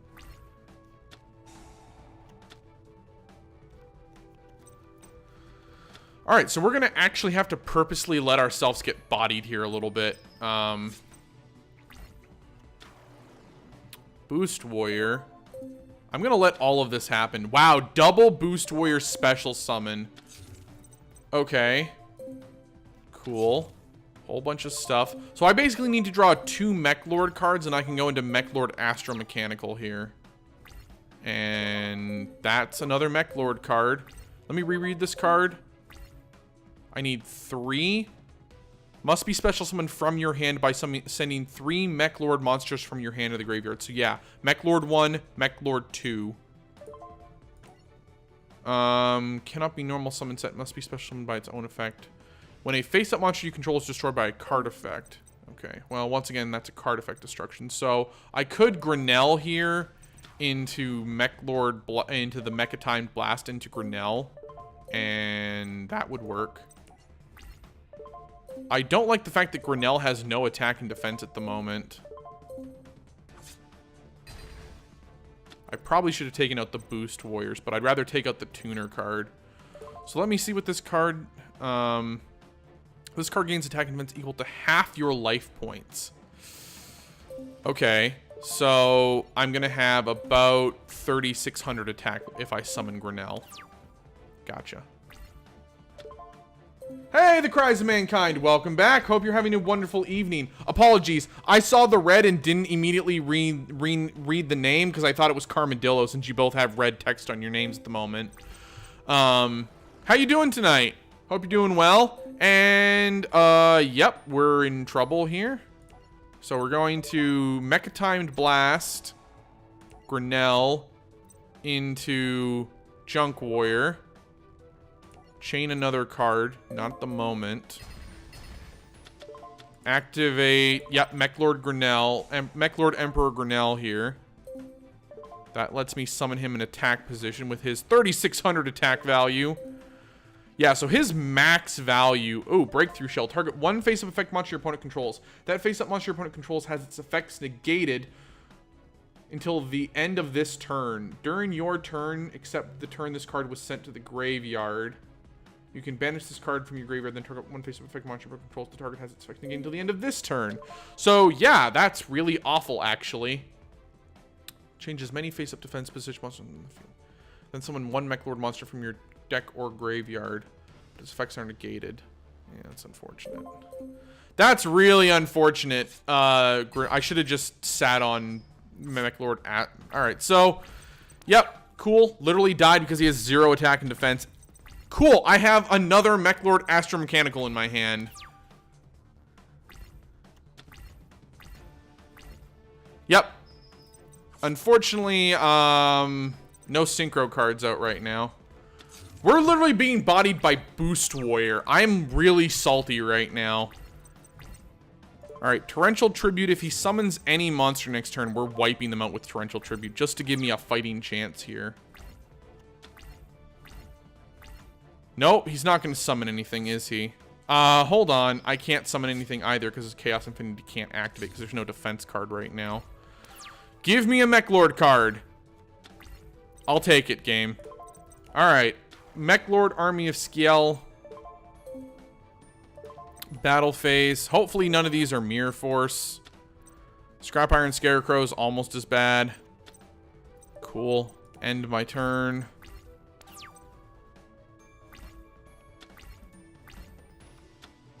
Call of the Haunted back Junk Synchron. Well, none of that's... No. No. Goodbye.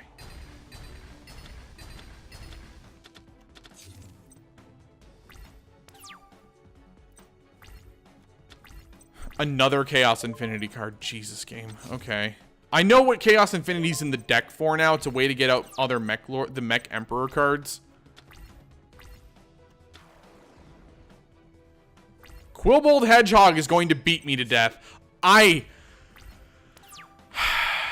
Yep. Mech Lord Army of Wazelle. We're going to set this card just so I can activate Chaos Infinity for the lulz.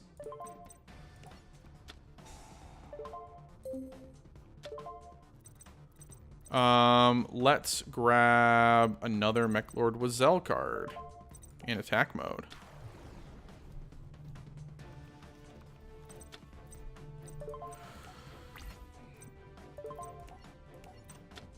And of course he has Mirror Force. Alright, well, I think my battle plan of just sitting on 3 Mech Lord cards until you get Astromechanical on the field and then just putting it in defense mode and waiting the game out is probably the right plan. If that taught me anything. Best Yu-Gi-Oh villain. I didn't like Darts as a villain. I didn't like Kaiba's other kid from the Shinato series arc. Kaiba, I don't really know if you can count him as a villain. He's more like the rival than the villain. Merrick was an interesting villain. The whole fact that, like, there's the nice Merrick. But then the same thing could be said about Bakura. Bakura was probably a better villain than Merrick, just because you got more time to develop his character as a villain over, like, the entire series. Here's my problem with GX as a franchise. There was no overarching villain. It very much suffered from the villain of the season syndrome.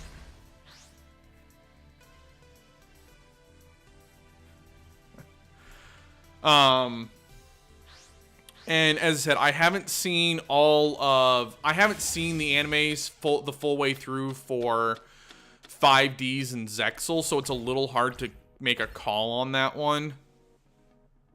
Alright, so basically what I want to do is here, I want to summon Mechlord Skiel, Destruct Potion, and then Emperor. I think that's going to be my battle plan here. So I can get Emperor Wizel out next turn on him.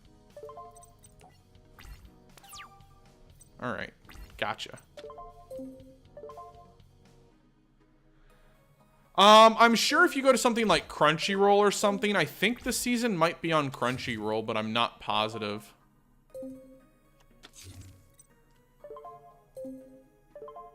It's gonna set any other trap cards. Yeah, I'm gonna take out that trap card right now. And I'll also Destruct Potion this card.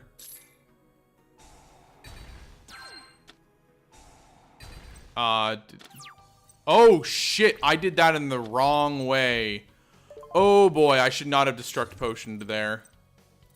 That wouldn't allow me to do... Yep, I should have Destruct Potioned on my turn. Well, I just mucked that up pretty badly. Thank you, brain, for just... Cool. Yep, I'm literally being beat to death by Drill Synchron. Reboot. Okay, that works. I can reboot, toss an Emperor, grab the Skiel.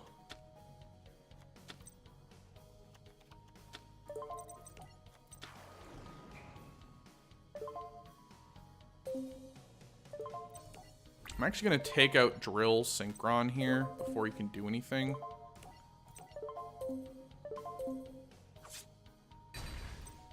I'll end my turn there. I am not a fan of Darts as a character. I feel he suffers the worst from big bad monster villain summoning syndrome, as I'm gonna call it, where basically he's like Leviathan and I'm going to resummon it to cleanse the world. Wahaha! Like, I didn't find him a good villain. I actually found him kind of boring. Alright, here comes Junk Synchron. Wow, burns a Call of the Haunted. I'm okay with that.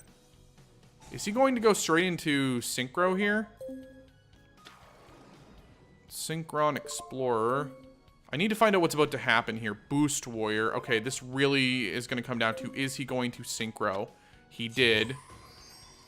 He Synchros into Junk Warrior. Okay. So Junk Warrior has what attack value right now? 2,600, but he's getting an additional 300. Yeah, 300. So he's at 2,300 basically. I want to see what happens here. Activate the effect. 3,200. Yeah, that has to go, unfortunately. Mech Timed Blast. This guy onto that guy. Activate Wizel. Summon Wizel in attack mode. Okay, cool.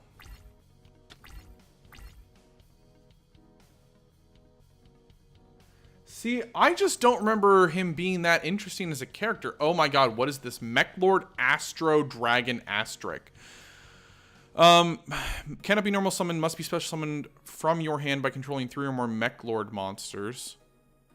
When this card is special summoned, you can target any number of Mechlord monsters you control except this card. Send those targets to the graveyard, and if you do, this card's attack becomes the combined original attack of the monster sent to the graveyard. By this effect, each time a Synchro monster is special summoned, inflict 1,000 damage. Okay. Well, I'm going to hopefully prevent him from ever summoning a Synchro card again. Bye, Boost Warrior. Look, I'm not going to deny Darts had an awesome deck. But as I said, I just found him lacking as a villain. Like, his whole character motivation is, you know, the Leviathan.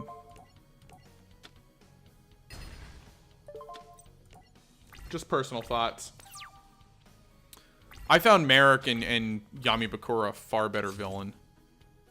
Yami Bakura is probably one of the best in my opinion. Summon.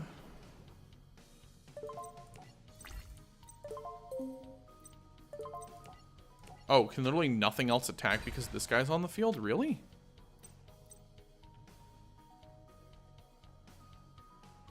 All the monsters you control cannot declare an attack. Okay, well, Wizel's just... That's why his stats are so high then at base, I guess, because he prevents everything else from attacking. Interesting. Okay, one face down trap card, and I know he owns a copy of Mirror Force. Do I want to run into Mirror Force? The answer is not really.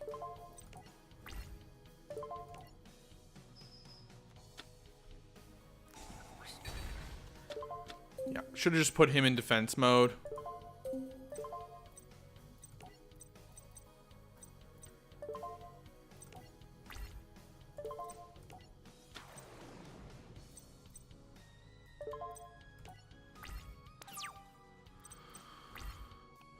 Okay, let's see. Face down card. Is it another Mirror Force?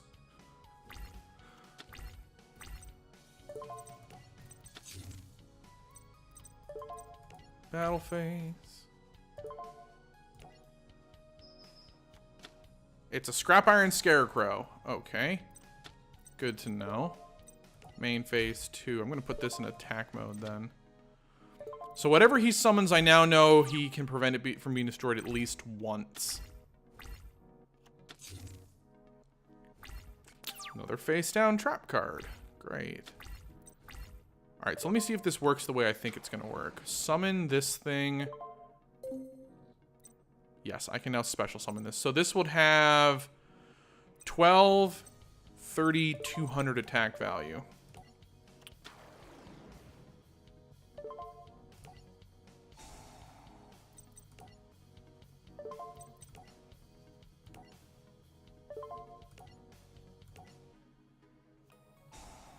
Effect Veiler.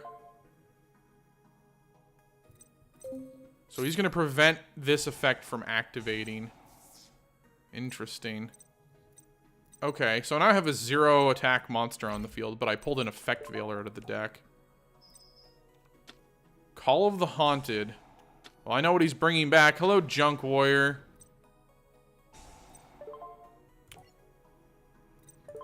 I will Torrential Tribute here.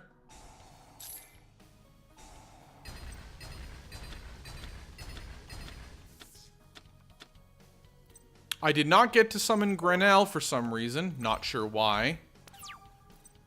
That's cool, game. Yep, here it comes.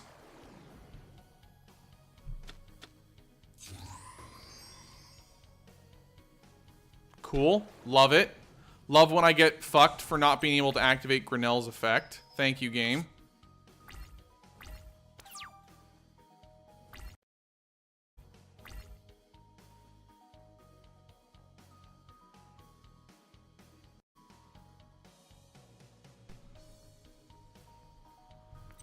Okay, we got a Struct Potion that I can do nothing with right now. So I think we're going to lose because literally the game fucked me about being able to summon Grenell.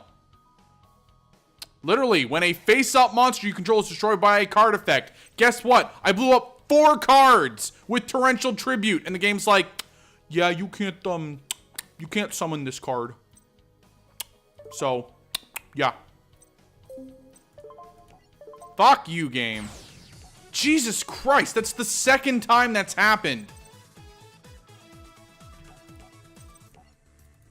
If the card has the text, you gotta write the text right. No, I mean, don't get me wrong. This game's probably the best Yu-Gi-Oh! We're gonna get on PC for a while. But hot damn is some of the rule lining just absolute fucking trash.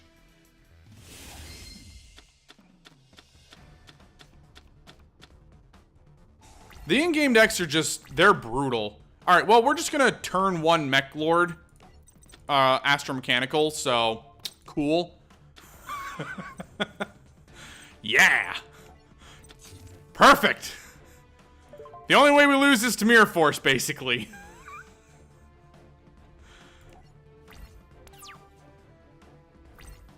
I'm not saying the in-game decks are necessarily bad, but just sometimes the way the rules work is not the way the rules work. Cool. So I have a 50-50 shot of blowing up the potential Mirror Force card here.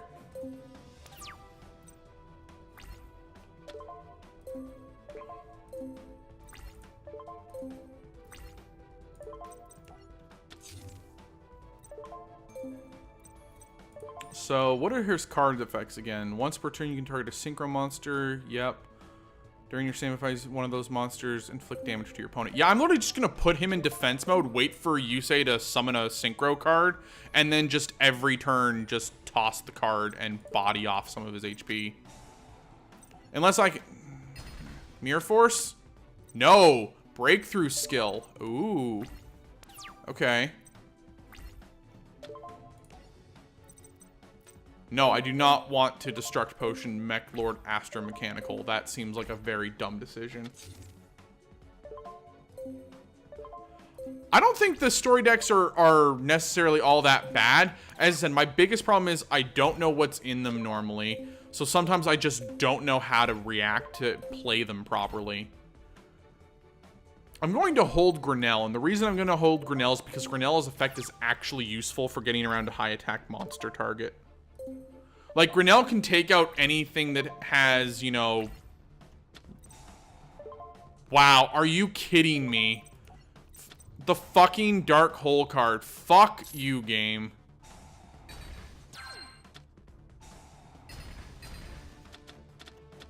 Yep. Cool. Can you smell that, game?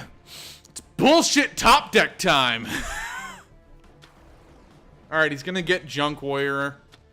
Look at it. Think about this. We turn one Astromechanical, and we're still losing now because he top decked Dark Hole into tuning Junk Warrior, Junk Synchron. Cool game. That's fine.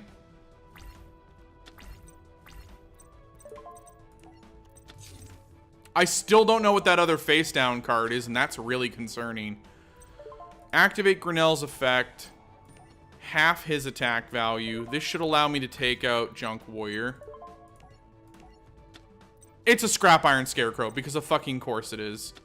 Cool. Great.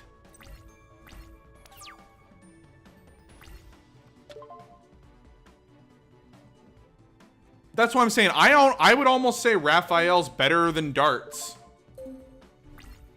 Cool. Literally, it's the worst possible outcome right now. We're in darkest timeline territory right now. Mech Time Blast, Grinnell to take out Junk Warrior. It's just... Yep, and we top deck not a monster card. We top deck Mech Time Blast. Thank you, game. We're in a very dark timeline here right now. I'm not enjoying this. Yep, Synchron Explorer. Hello. To Junk Synchron. Yep, here we go. Flip over that. No, just gonna go straight into Junk Warrior again. Fucking awesome. The fucking Dark Hole top deck. Just every time, game. Mystic Piper. You contribute this card to draw and reveal one card. He gets another Junk Synchron. Okay. Yep, awesome. Great. This is my problem. Once he got rid of, like, my opening hand, like, this deck has 0 card draw efficiency. Like, I'm not gonna sit here while I wait to be slowly pelted to death because the AI, of course, cheated super hard and instantly top decked Dark Hole like 2 turns in. Alright, cool, great. Anytime, game, that you want to not, like, super bullshit me, that would be awesome. You know, it'd be really nice if Fortissimo the Mobile Fortress had text that said, also allows you to activate the Mech Lord Emperor cards. You know, kind of the whole problem with this deck is, like, the Mech Lord cards are like, oh, your monsters need to die with an effect card. You can't just, you know, summon them. Like, if you bottom, let's say that, like, you are one turn away from death and you top deck Mech Lord Emperor Grinnell, you're gonna be a really salty person.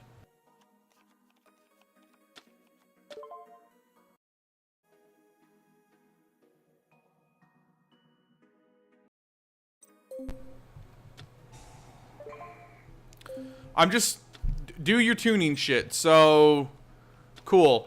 Oh, there's a Mirror Force gone. Alright, I'm okay with that a little bit. Let me guess. Yep, he fucking somehow got Mystic Piper into his graveyard. Cool.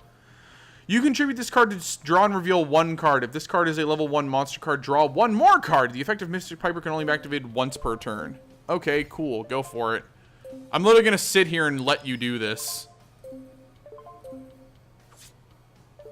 Okay. What else you got? Face down card. Cool. Is it Scrap Iron Scarecrow? Because it's almost always Scrap Iron Scarecrow. Scrap Iron Scarecrow, I'm surprised, is not banned from the game, in all honesty. So if I summon Grinnell right now by Destruct Potioning the Army Grinnell and not the Emperor Grinnell, I would only get, what, 3,000-ish attack value? I mean, that's enough, but it's not super great. Watch, he's probably going to have an Effect Veiler card in his hand anyway. I guess he would have activated just then if he had. Alright, cool. Well, I can gain 1,600 life points back and then special summon Grinnell, Mech Lord Emperor Grinnell from my hand. So I guess that's something. No! You can have 3 Scrap Iron Scarecrows in a deck. That's how good that card is. Synchron Explorer. Coolio. It's gonna... Yep, junk Synchron back. Here comes the XY Zenith. Let me guess. Yeah, Junk Warrior. Junk Warrior gains attack value. Activate the effect of a card. Destruct Potion.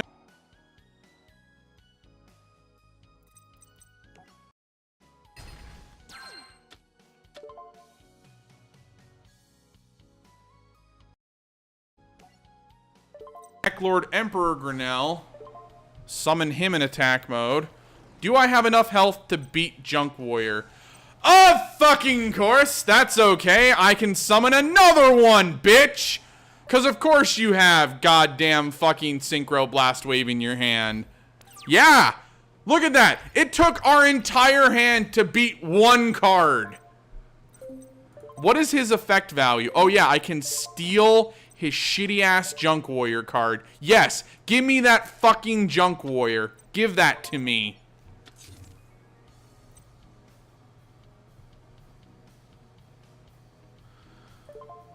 See, that's the thing. I don't think triple Scrap Iron Scarecrow's that bad. The whole point is you get 3 of those on the field, and that's 3. I mean, honestly, there's probably better cards like, you know, Magic Cylinder, you know, another copy. Oh, here we go. What are you going to bring back? Another Synchro? Okay, that's fine. I'll let you do that. No, no, please go ahead. Continue. Continue. I literally have a monster on the field with 6,450 attack value, and you just summoned a 1,300 attack point monster. I don't know what you were thinking, but cool. Battle phase. Hey, the deck finally did what I needed it to do. It drew the proper cards, and I didn't get completely bodied. Yep. You can target one of the equipment, special summon that target to your side of the field on defense position. Oh, interesting. So I can actually de-equip Junk Warrior to summon it in defense position on my side of the field. Interesting.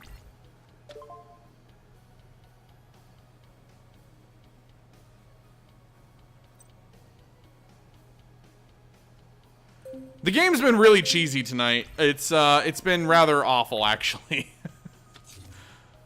Okay, so I can win next turn by Chaos Infinity and punching into Synchron Explorer. So that's what we're gonna do.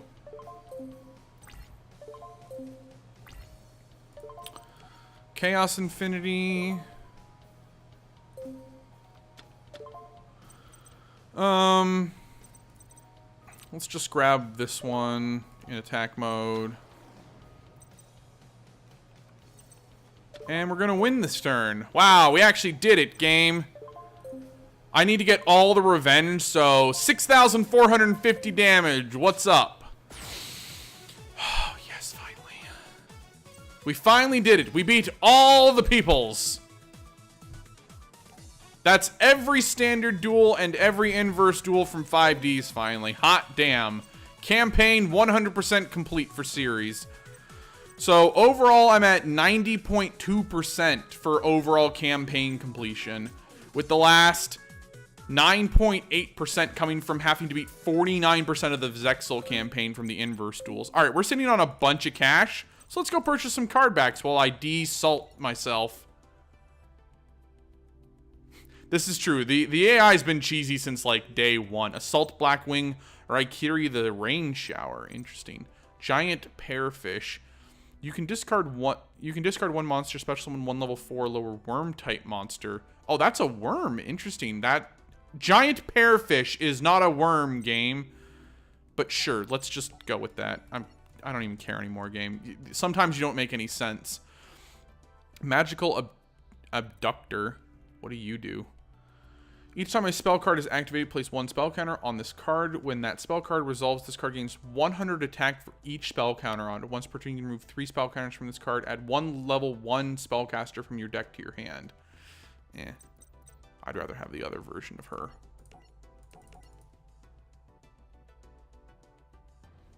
I guess. You know, we're still looking to try to get... Ooh, what is this? Necros of Sophia. Necros of Sophia. You can ritual summon this card with any Necros ritual spell card. Must be ritual summoned by using 3 monsters you control with different types. Ugh.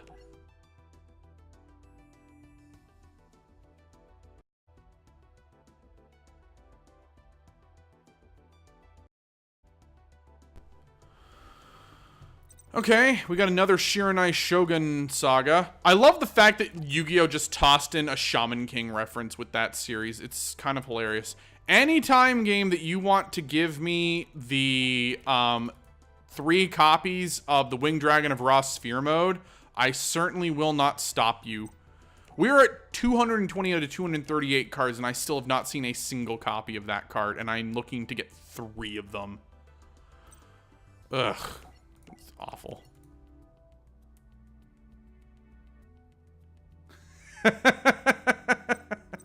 Put a cheese warning up. Just make a random panel at the top of my stream panels that says, beware of ultimate cheese and salt. Blazing Mirror Force. 221. Alright, we're 17 cards away from having everything. Still looking for Winged Dragon of Ra Sphere mode. 222. 16 cards. Still looking for Winged Dragon of Ra Sphere mode. Quaking Mirror Force. When an opponent's monster declares an attack, change all attack position monster your opponent controls to face-down defense position. Monsters chained to face-down defense position by this effect cannot change their battle positions. Ooh. Interesting. That's really bad against like a Ghost Trick deck, but interesting against some other types of decks.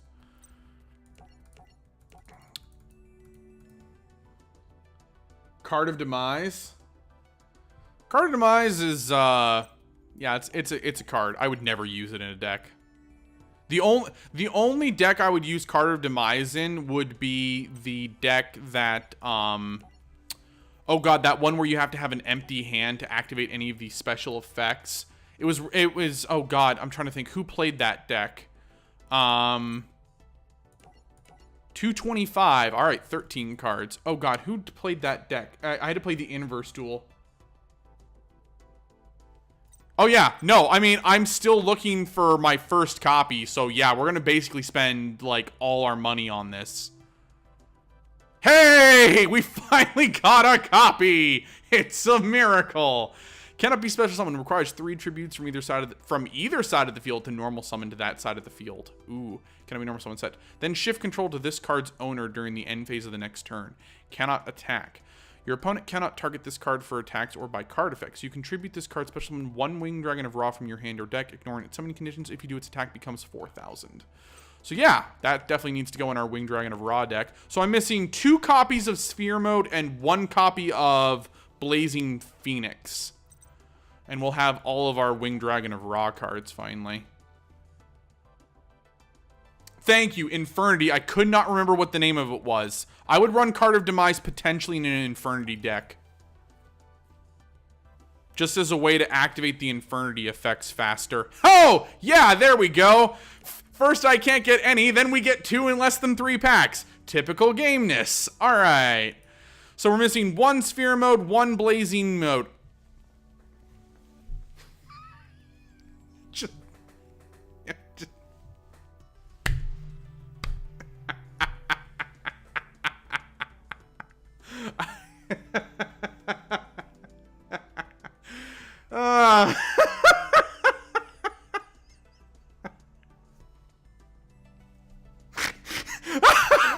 Just...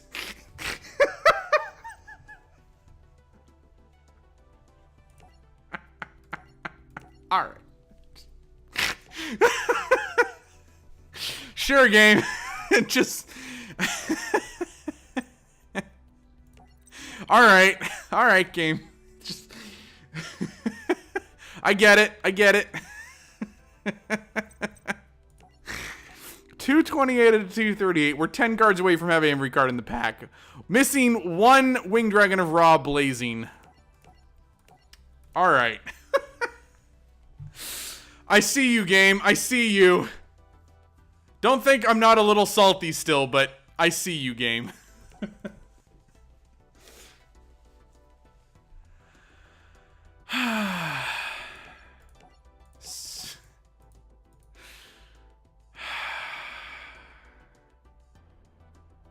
Yep. That's typical gameness.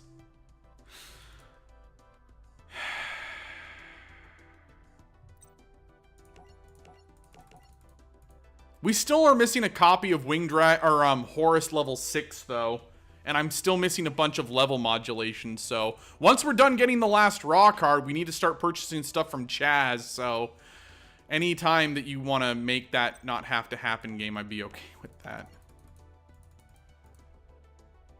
All right. Yeah, it's gonna be one of those. It's gonna be one of those card purchasing things.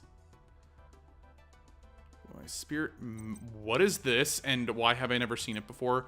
Magician's Robe. During your opponent's turn, you can discard 1 spell trap card. Special summon 1 Dark Magician from your deck. This is a quick effect. During your opponent's turn, if you activate a spell trap card or effect while this card is in your graveyard, you can summon this card, but banish it when it leaves the field. You can only use the effect, use each effect of Magician's Robe once per turn. Wow, that is a really interesting card.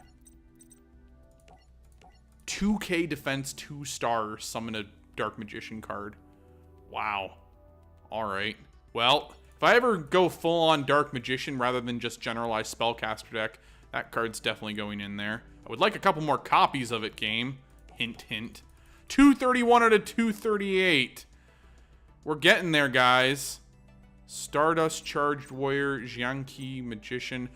The White Stone of Ancients. I'm tempted to put the White Stone of Ancients into, as a replacement for the White Stone of Legend, just because the White Stone of Ancients is a better version of the White Stone of Legend into our Darkblade deck that we made. I'm also tempted just to make a straight-up Blue Eyes deck, because hot damn, is there a ton of Blue Eyes support cards now, like, out there. Yes! Thank you! Alright, we're done. Immortal Phoenix, 3rd copy, we're out. All right, Chaz, come here. I need you to give me a couple more cards as well. I'm missing Horus level 6, 2 level modulations. Let's do it. Yeah, we made a Darkblade-ish deck with some Blue Eyes support stuff in it, and I'll show it all to you in a minute, because I'm gonna go to the deck screen after this and just muck around with some deck alteration stuff. Treasure Map, Kashido Spirit, DD Lady. I forgot Chaz has just so much random stuff in his packs, though. Alright, last card purchase, 257 out of 265. Alright. Lure Queen, DD Crow. Yeah, none of that's useful.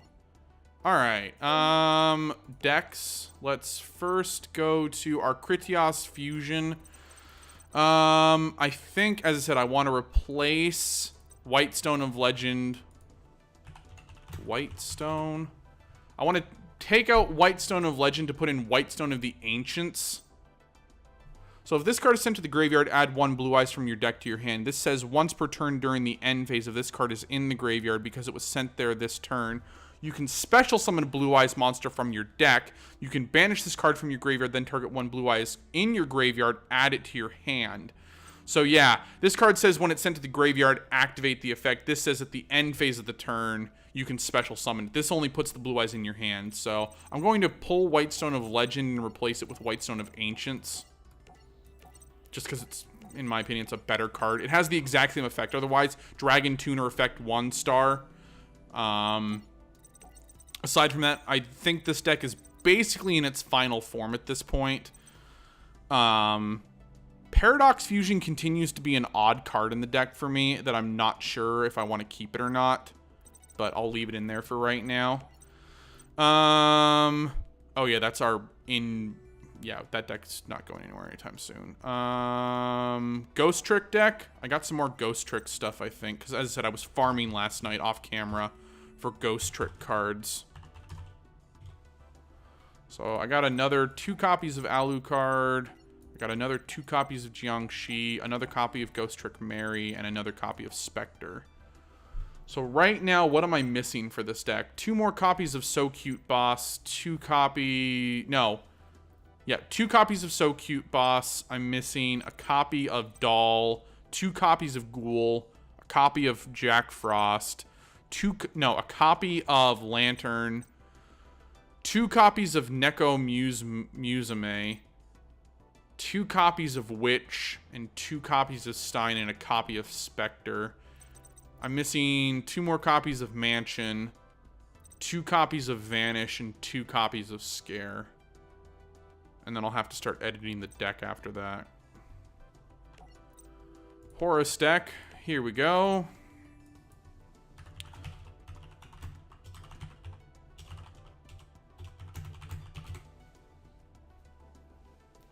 Both stones in the deck? Yes, User K. I have seen the User K9. Welcome back to the channel, User K9, by the way. Hope you're doing well. Also, Captain Chur. The deck's really not about the Blue Eyes cards. It's more about the Dark Blade in the deck. That's what originally the deck was made for. Okay, and I need to put the Horus card in the deck. Horus. So, Horus level 8. So, we're still missing 1 copy of Black Flame level 6. 2 level modulations. And then I need to figure out what 3 cards I want to put in the deck after that. Do I want to put 2 more copies of Foolish Burial in the deck? Potentially.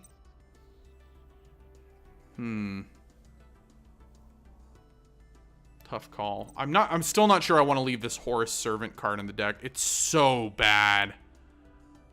A 100/100. I mean, its effect is okay, but just God, its stat line so bad. Like, you compare this to Ra's Disciple, and it's like night and day on how good these 2 cards are. Keeper of the Shrine. Yeah, unfortunately, I don't have Keeper of the Shrine because I haven't purchased the other DLC pack for Awakening the Dragons, so I don't own Keeper of the Shrine at the moment.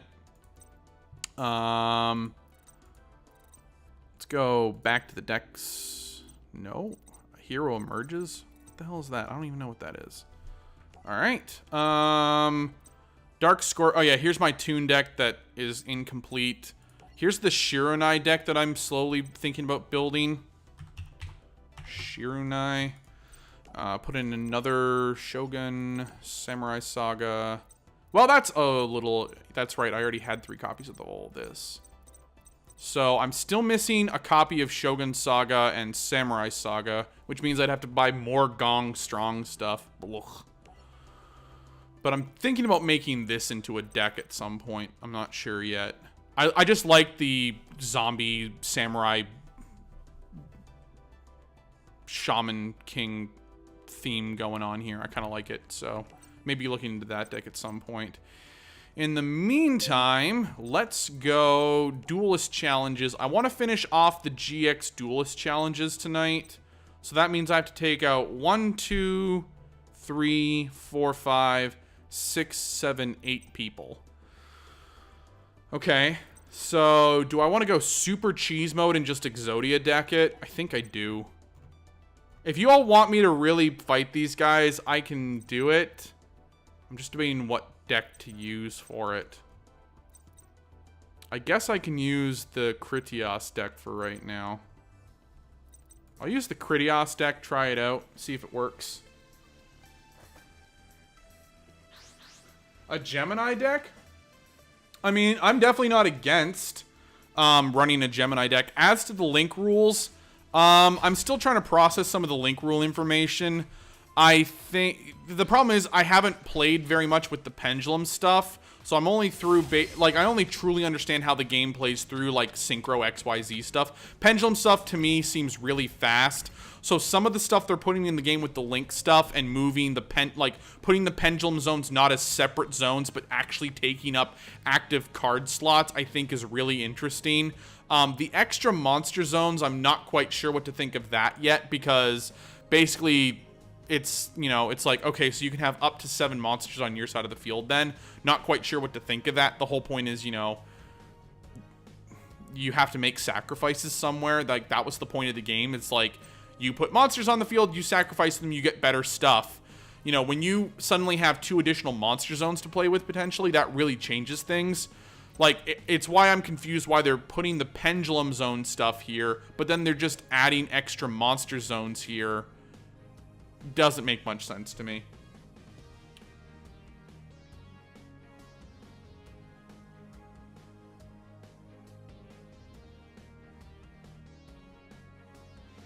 That's pretty similar to how I run my deck as well for the Dark Blade. But as I said, the big difference is I don't have the Shrine Keeper card, so I mean, here's my extra deck. 3 Dark Blade, the Dragon Knights, 2 Doom Virus, 3 Mirror Force. No, 3 Doom Virus, 3 Mirror Forces, 2 Azure Eyes Silver Dragons, 2 First of the Dragons, 2 Blue Eyes Ultimates, because Blue Eyes Ultimate is hilarious. So I could Polymerization turn 1 double Dark Blade into First of the Dragons, which is what I'm going to do. And I'm going to hold on to my Blue Eyes card for right now.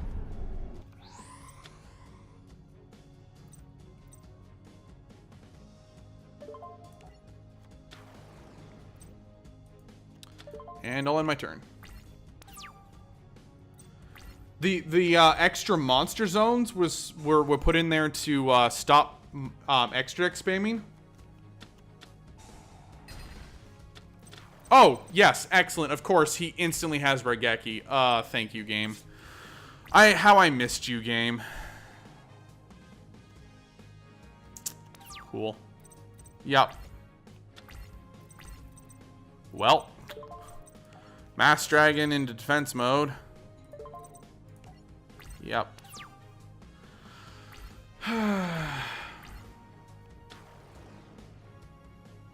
Yeah, that sounds really awful. Like, the game was already bad enough being fast. You make it any faster, and it's just like, this is awful. Put it in defense mode.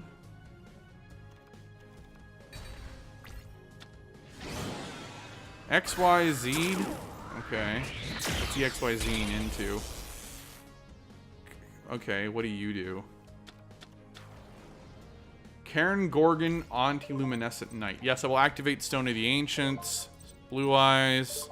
In attack mode. Yeah, God, this song is so good. So what does this card do? What are your effects, game? Details. During either player's turn, when another card or effect is activated that targets exactly 1 card in the field, you can detach 1 XYZ from this card, then target another card in the field that would be an appropriate target. Well, I don't have any of that, so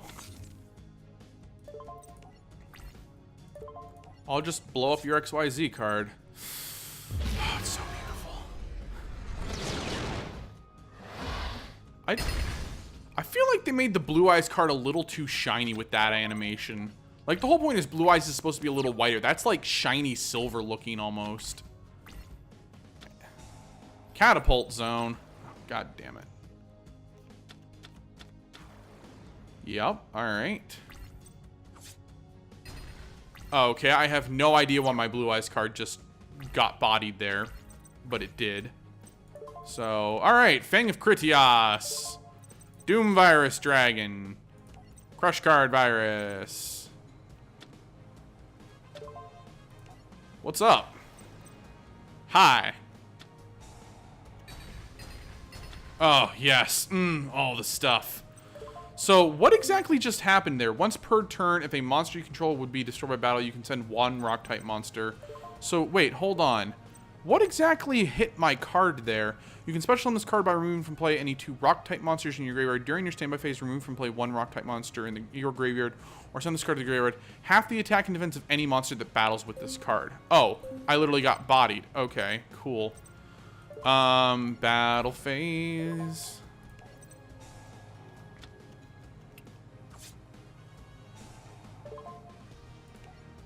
Revival Golem. Cool. End my turn. So he's just gonna resummon Gaia the Plate Earth Giant like every single turn, isn't he? It's a Kawaki Meru card, but it gets destroyed. Well, here comes double Revival Golem. Hello, Karagorn, Antiluminescent Knight. Because, of course, Revival Golem perfectly allows him to summon that. Yep. Cool. Doom Virus Dragon, still going strong. Refusion. Oh, too bad I can't refusion anything because all these fusion monsters I've summoned can't do it.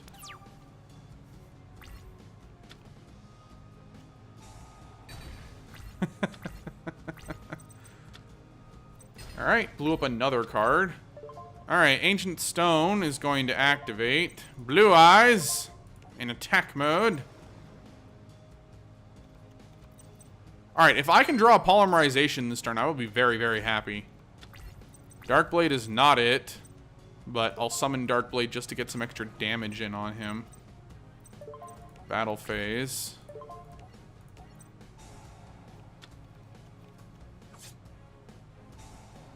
Yep, he just always has the Revival Golem, doesn't he? Yep, alright. Cool. I remember when field spell cards used to, yeah. So I don't have any way of actually destroying his stuff right now. Or not really. Hey, there's a Pitch Dark Dragon. I would have liked that last turn. I could have equipped it to that guy. So we're going to activate Whitestone of the Ancients.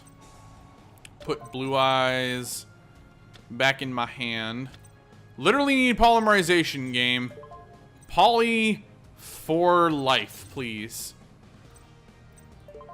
So he should be out of Revival Golems now to toss from his deck. Yep. Okay, so I can just attack him every single turn and deal 550 damage to him, hopefully.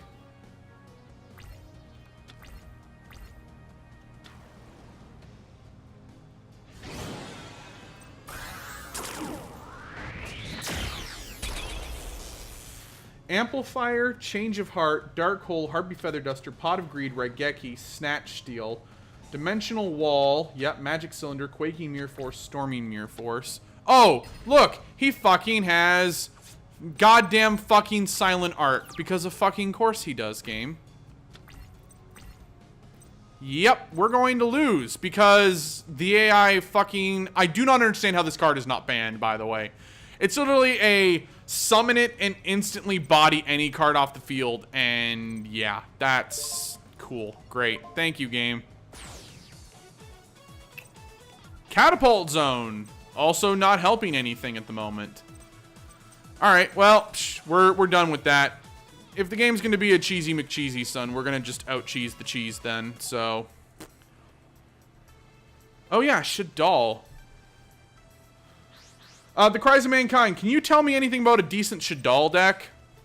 I've been thinking about trying to make one at some point, but I need to go purchase all the cards for it from the pack still. As per usual. 2 Armored Bee, 2 Gale the Whirlwind, Breaker the Magical Warrior, Guard Eagle, Horus 4, 6, and 8, Jinzo, Magician of Faith, Mask of Darkness, Pump Princess, and Witch of the Black Rose, Belzy, Crystal Wing, Clear Wing, Yo-Yo Guardian, and Trishula. Interesting. Alright, well, we're just gonna Pot of Greed first turn. And then we're gonna Swords of Revealing Light. And then we're gonna Graceful Charity. So I can toss that and Mirror Force. Another Pot of Greed. Can we please turn 1 this dude just to make me feel better? Give me the 2 missing parts of Exodia. That is not what I'm looking for. 2 missing parts of Exodia. That is not what I'm looking for still. Graceful Charity. I'll probably get rid of Hand Destruction here. Yep, Hand Destruction and another Mirror Force card. Royal Magical Library. Shark Greed. Yep. Alright, so I'm 18 cards through my deck on turn 1, and I did not win. Never mess with Shadalls. I think they're basically the same card. Oh, cool. He Dark Hold me. Cool. Alright, so we're gonna get... Wow, we drew into our 3rd Shard of Greed. Oh, alright, cool. Shard of Greed. So next turn we get to draw 1, 2, 3, 4, 5 cards. And then the turn after that we get to draw an additional 3, basically. Neo-Spacian Grand Mole. Okay. Was not expecting that card to be in that deck, but sure.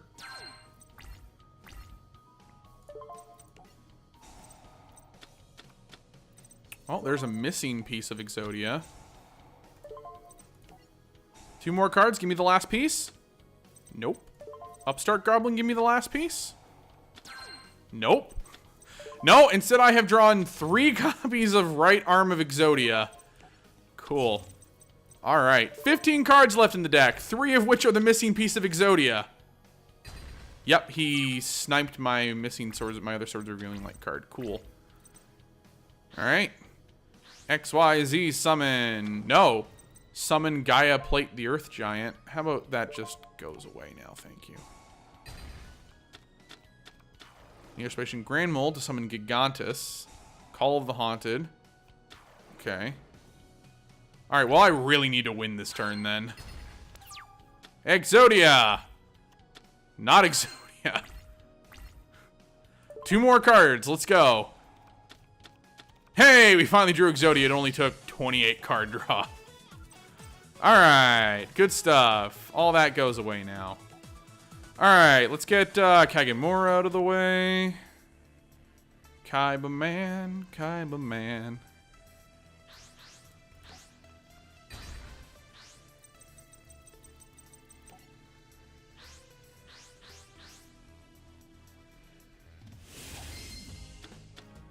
Love Clear Wing, Crystal Wing. Interesting. Alright, I'm going to make a very large bet here on Royal Magical Library doing something useful. You know what I don't like about the Duelist challenges? Oh god, are you running a Blackwing deck? Cool. Blackwing deck. Alright, Royal Magical Library into Upstart Goblin. Cool. Pot of Greed. Would love to see Graceful Charity here. Cool. Shard of Greed. Draw a card. Swords of Revealing Light is what I was hoping for. Yeah. Alright. Well, we drew 10 cards already. That's good. I have 2 right arms, a right leg, and a left arm. We're doing good. Ninja Grandmaster Hanzo. When this card is normal summon, you can add 1 ninjutsu art card from your deck to your hand. When this card is flip or special summon, you can add 1 ninja monster from your deck to your hand, except Ninja Grandmaster Hanzo. So he grabs ninjutsu arts of transformation straight into XYZ summoning what? Karen Gorgon, Anti-Luminescent Knight. I will actually let that happen for right now. Sets a card face down. 2 cards face down. Ends his turn. Okay. Got a left leg. Alright, we are 1 piece of Exodia away from winning game. So anytime you want to give me actual Exodia, that'd be good. Well, he's a ninja now. Divine Beasts? Really? Because right now all I'm seeing is more rock bullshits, XYZ summon crap. I think that's my main problem with the Duelist challenges. It's like every deck just runs like the same like 5 or 6 XYZ summon stuff, and I just don't understand it. Alright, we'll just set Swords of Revealing Light for right now. Watch this. The AI is going to Mystical Space Typhoon perfectly my other Swords of Revealing Light card. Nope. Double Tribute. Okay. To summon White Dragon Ninja. Cannot be special summoned except with a ninjutsu art card's effect. Spell trap cards. Wait, hold on. Oh, gotcha. It's another card down. Alright, there's the first sword's gone. Draw into Graceful Charity. Really was glad to see that. Let's activate the other swords. And then Graceful Charity. I will toss the duplicate right arm and the other duplicate right arm card. I will then activate Royal Magical Library. Mirror Force, cool. Activate Graceful Charity. We're looking for 1 card. Exodia the Forbidden One. There we go. And we win. Alright, perfect. Kagemura, the Strike of the Ninja. Strike Ninja. I remember you, Strike Ninja. Ninjutsu Art of Transformation. Ninjutsu Art of Super Transformation. And some more money to purchase more packs with. Alright, let's get to Marcel Bonaparte. I'm definitely not evil. Yeah, I get the feeling like every single challenge deck has, like, Silent Arc in it. Probably has Utopia in it, maybe. Anti-Luminescent Knight, if it's a rock deck. It's just... I'm not saying there's anything wrong with it. It's just...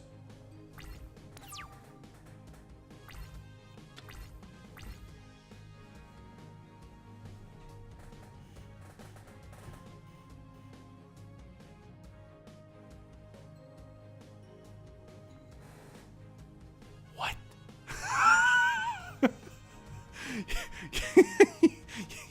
What?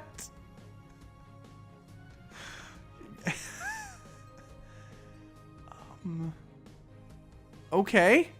Yep. Sure. All right. Well...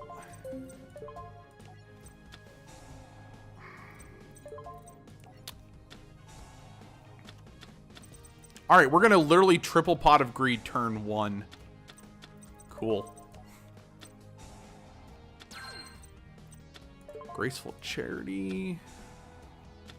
I have discard fodder. I have an extra copy of Right Leg, and I will get rid of the Torrential Tribute for right now. Summon Royal Magical Library. Shard of Greed. Upstart Goblin.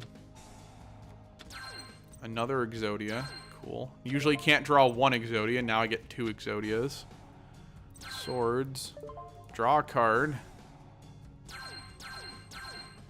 Shard of Greed? No? Alright, fine. Alright, cool. So we drew 28 cards turn 1. No, 18 cards turn 1. Full Cult Cannon. Okay, cool. Upstart Goblin. Alright. Yeah, I hate doing it this way, but the game almost forces you to have to be as cheesy as possible here, and Exodia is just the cheesiest way possible. Yep, Ghoul with an Appetite, Dragonhorn Hunter, First of the Dragons. Cool. Alright. I'm guessing that deck was supposed to be some sort of weird normal monster pendulum summony type deck. Masked Atticus. Cool. We're going to body Atticus. Ga Samurai. So yeah, there's another Ga monster we just never saw. Good stuff. I am truly taken aback that that deck was running Gemini Elf. I didn't know what was going on at first. Like, I'm so used to seeing, like, 3, you know, instantly special summon, like, 4 special effect monsters that deal, like, 4,000 damage to you, destroy all your spells and traps, return all your monsters to the deck or send them to the graveyard, and then I XYZ summon into, like, 3 cards and body you in a single turn. So to, like, just see an opening turn where it's, like, Gemini Elf. Like, and that's it? I didn't know what to think. I really didn't know what to think, guys. So I'm just going to Torrential Tribute here and Shard of Greed. I'll set Royal Magical Library and then Shard of Greed. I'll have to miss the spell counter token on this card, but that's okay. This is probably the weakest opening we've ever had with this deck. Like, no card draw. Fire Formation 10 key. What does this card do? Oh, that's right. He runs a Battle Ox deck warrior type thing, doesn't he? Okay, well, you take 200 damage, so cool. Another Shard of Greed. Cool. Well, I mean, once the Shard of Greeds activate, we'll actually be able to start this deck going somewhere. Alright, what time is it? Alright. Brotherhood of the Fire Fist Bear. Once per turn, when this card inflicts battle damage to your opponent, you can set 1 Fire Formation spell card directly from your deck. Once per turn, you can send 1 face-up Fire Formation spell trap card you control to graveyard, then target 1 monster in the field destroyed. Ah, he's gonna destroy this. Fire Formation Tensen. When this card is activated, target 1 Beast Warrior type card you control. Again, or no. Wait, what? Target 1... I would like to read what the card is doing, please, game. Cool. Or not. Brotherhood of the Fire Fist. Tiger King. Ooh, I actually kind of like the way this deck is going. Like, cool Beast Warrior stuff going on. I'm just going to get rid of that, though, so I don't have to deal with it. Bye. Another Fire Formation Tensen. Oh, God. When this card... Okay, he's now got 2 10 keys. Okay, so this is all about Fire Formation and then blowing me up. Got it. So Tensen, when this card is activated, target 1 Beast Warrior type monster you control, gain 700 attack until the end of this turn. This attack gain remains until all Beast Warriors gain 300 attack. So this gains 100, this gains 300, and he's got another one of these face down. So he's going to basically be giving 3, 6, 7, 800 additional attack to all his cards. Wow. All right, well, we're going to need some real good stall here then, game. All right, what am I missing to win right now? I'm missing a left leg of Exodia.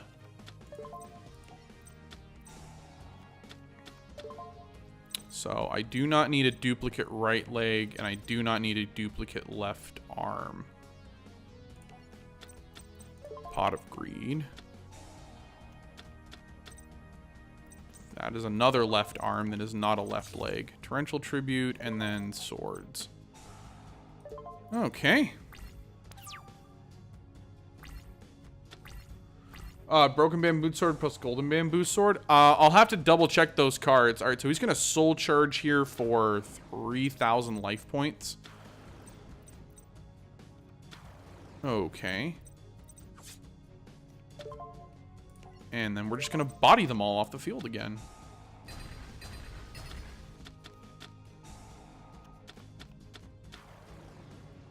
Pitch Black Warwolf. Why did all those cards just blow up? I don't know what just happened there, but okay.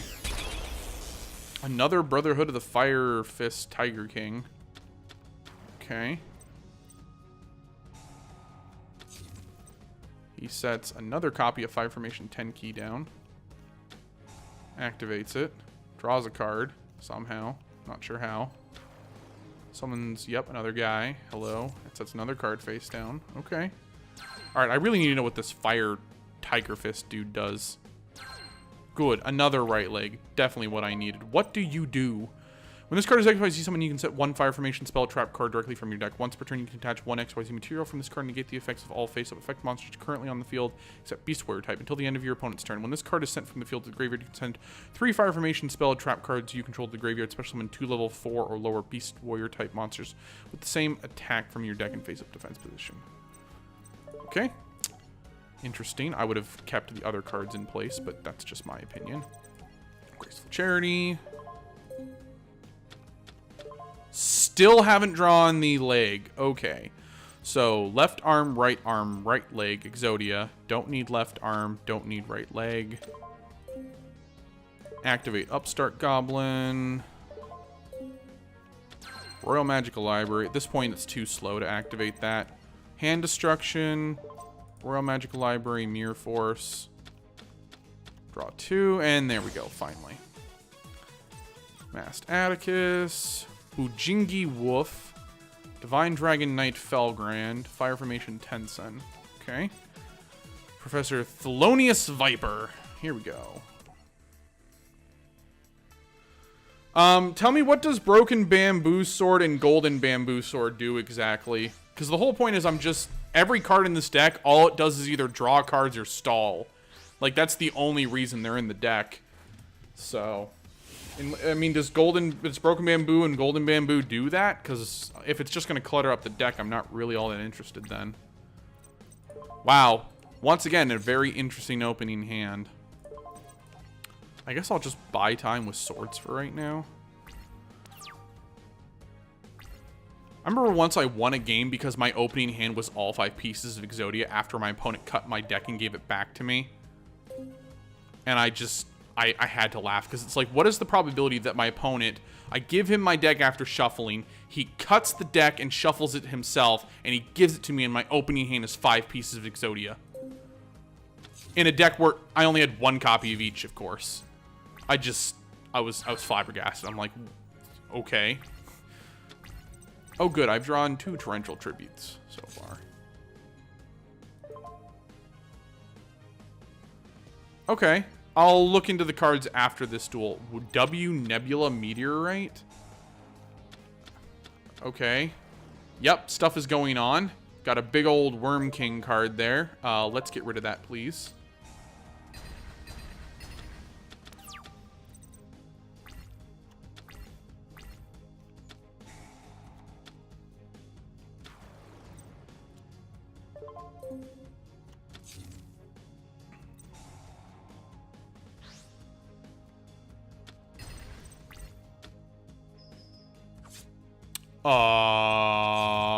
Okay. Well, we might actually lose here. Yeah. So, W Nebula Meteorite, change all face-down defense monsters on the field to face-up defense position. During the end of this turn, change all face-up light reptile monsters you control to face-down defense position, then draw 1 card for each. After that, you can special summon 1 level 7 or higher light reptile from your deck. Worm X, when this card is normal summon, you can send 1 reptile monster from your deck to the graveyard. If you control face-up Worm Yagen, this card cannot be destroyed by battle. Worm Yagen says if the only monster you control is a Worm X, you can special summon this card from your graveyard in face-down defense position. If you do, remove it from play when it is removed from the field. When this card is flipped face-up, select 1 face-up monster your opponent controls, return to the hand. Worm Solid says this card gains 100 defense for each reptile-type worm monster in your graveyard. If your opponent takes battle damage from attacking this card, at the end of the damage step, select 1 spell or trap card your opponent controls and destroy it. And then this says that this card is distributed in face-up attack position by attributing 1 reptile monster. You can contribute 1 reptile type monster toward 1 card. Okay. Okay then. Well, I should have torrential tributed when he called the Haunted Worm King back. I made a mistake. Wait, hold on. I'm just gonna... no.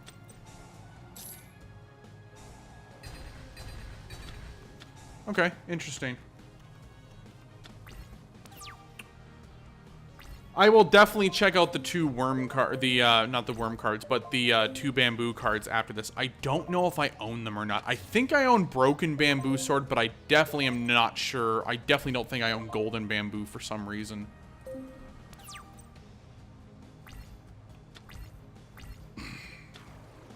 Worm Tentacles. Once per turn, you can remove from play 1 reptile type monster from your graveyard, allow this card to attack twice.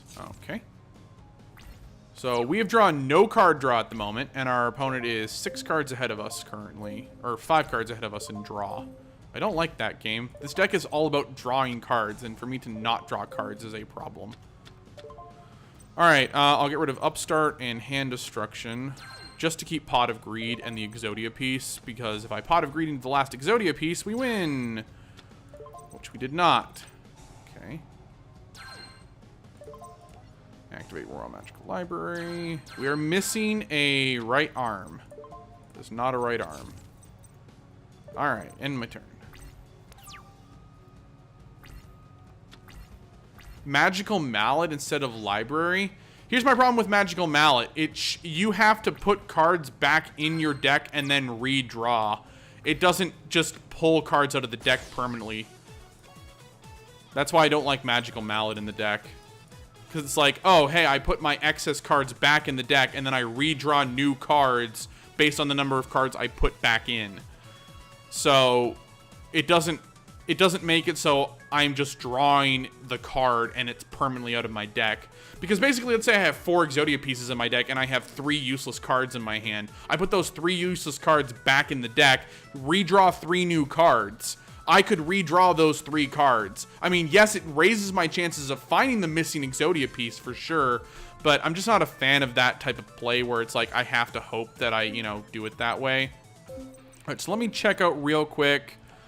Yeah, this deck is super cheesy mode. I'm looking for Bamboo. Bamboo. I own only 1 copy of Cursed Bamboo Sword. The equipped monster gains 0 attack. You can target 1 other Bamboo Sword card you control, return it to the hand, and if you do, the equipped monster can attack your opponent directly this turn. You can only use this effective Cursed Bamboo Sword once per turn. If this card is sent to the grave, you can add 1 Bamboo Sword card from your deck to your hand except Cursed Bamboo Sword. Yeah, I don't own the Bamboo cards, so anyone know where the Bamboo cards come from? Alright, we got 4 duels left. Zane, Sartorius, Tanya, and Ubil. So let's get Tanya out of the way. I think she runs the Amazon deck still.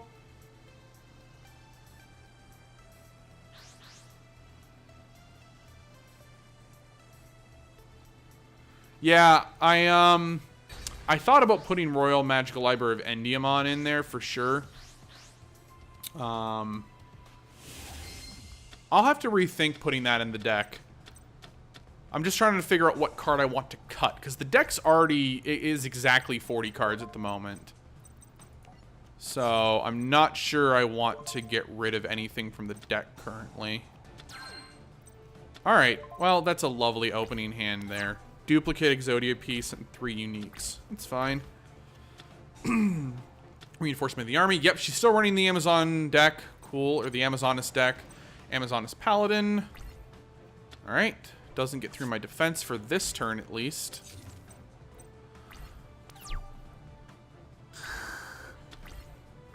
A right leg card. Okay. The Quinton packs. Okay. Amazoness Village. I don't have this card. What does this card do? All Amazoness. Okay, well, I'm about to get bodied really hard. Alright, I literally need to draw Swords of Revealing Light or a bunch of card draw right now. That is not what I'm looking for, game. Alright, I get to survive for 1 more turn. No, she's going to kill me next turn. Tanya's going to kill me because I didn't draw any of my card draw or stall card in a deck that has nothing but card draw, stall, and Exodia in it. Cool. Well, this was fun. I could add Sangan as well. This is true. I don't know why I didn't have Sangan in the deck originally.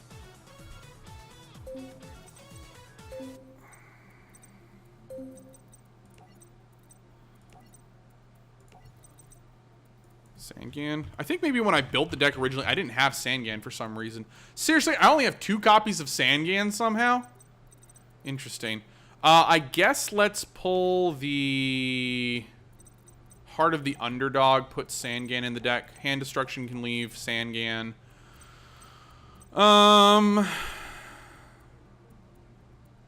That's fine. I'm not really a fan of those two cards anyway, so rather have those two monsters. Alright, let's do this. Hello, Tanya. Adreus, Keeper of Armageddon.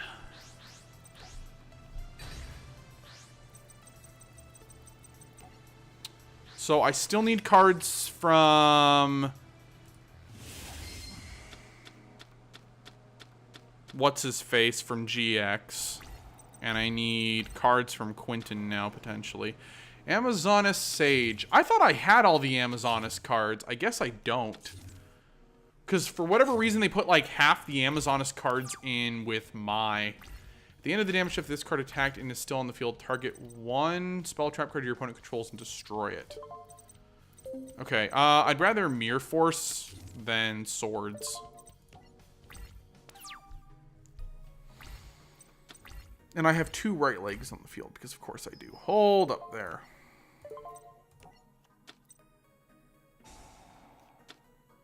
Safe zone.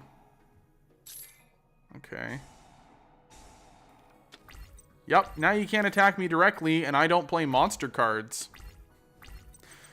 Cool. Well, safe zone may be biting you in the ass there, my dear. Another Amazonas Sage. Another Mirror Force card. Another safe zone! Okay. So this is going to turn into a game of, will you ever get to attack me? And the answer is currently no.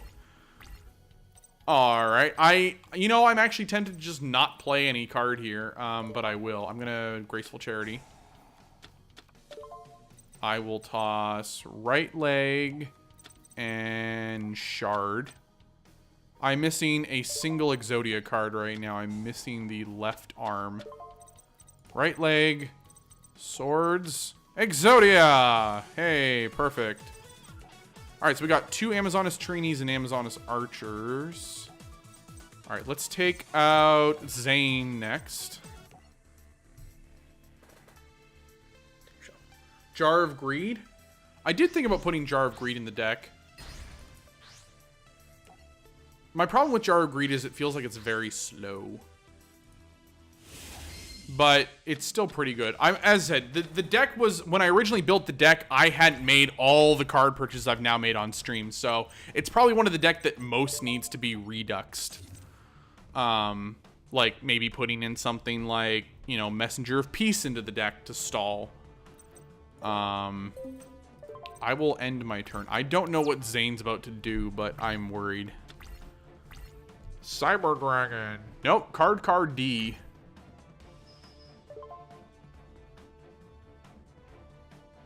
That's another card that could go into that card D. Basically put it in there, and then instead of running Royal Magical Library, put card D in there. I'll take the 800 damage. I'm not going to burn a Mirror Force on 800 attack points.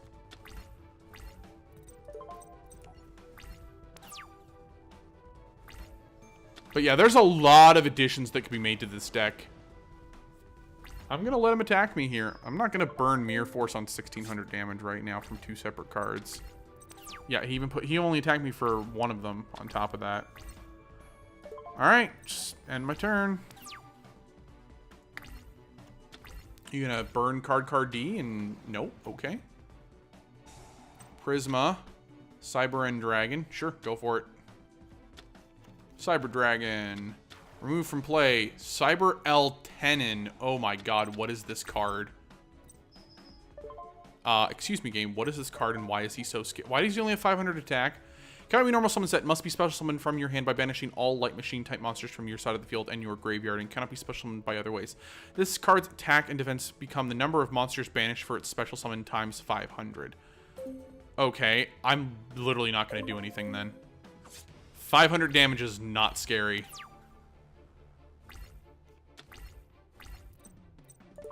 Activate swords. End my turn. So I have 3 copies of Left Leg in my hand currently. Anytime I get Graceful Charity, we're going to be in good position here. Yep, grabbed a spell card, Cyber Repair Plant.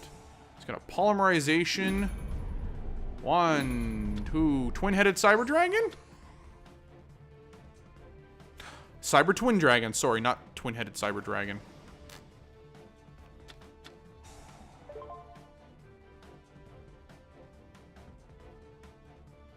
Alright, I'll check out that video later. Grabs another cyber dragon. So I've now seen all 3 copies of his cyber dragon card. One's been banished, one was fusion, and one's in his hand. Alright, let me grab this link for later.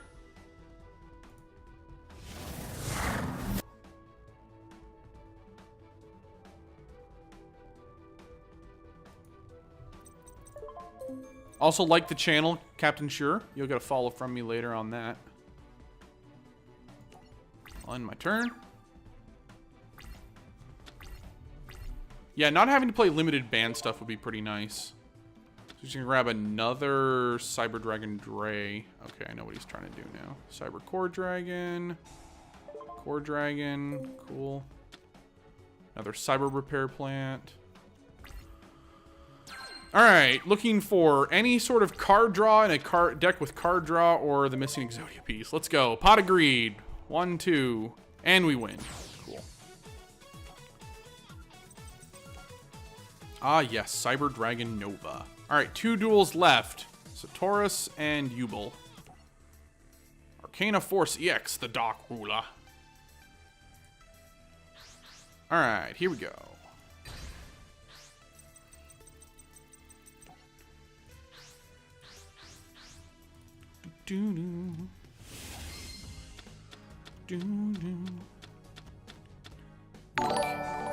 Well, thank you very much for the follow, Captain Shore. Appreciate that. So we grabbed Flash Knight. Summons Blue Dragon Summoner. If this card is sent from the field to the graveyard, you can add 1 Dragon Warrior spellcaster type monster from your deck to your hand. Okay. We're gonna Pot of Greed. 1, 2. Upstart Goblin. 1. Great. Torrential Tribute. Set Sangan for right now.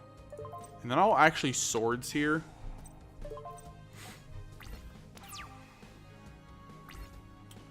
I think that puts us at, what, 44 or 45 followers? Summon Skull? You know what? Sure, run that Summon Skull. I like it. Dragonhorn Hunter. Ah, that's why, 'cause it's a Pendulum deck. Gotcha. Flash Knight and Dragonhorn Hunter. Pendulum Summon! Frostosaurus. Flash Knight. And Blue Dragon Summoner. Yeah, that's all gotta go. Bye. Sangan, Blue Dragon Summoner. Blue Dragon Summoner grabs him another Flash Knight. Sangan allows me to grab... Let's grab a right leg card.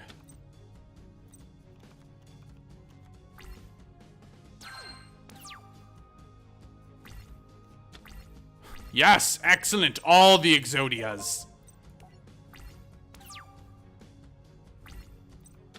Oh, let me double check. How many followers are we at?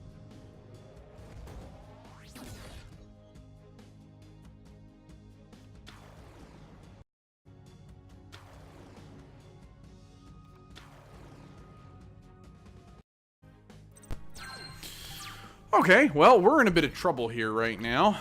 It's a left arm. I now have all 3 left arms, game. Great. Okay.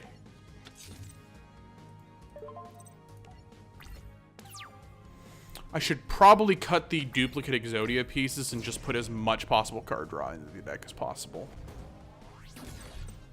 Yep, Pendulum Summon.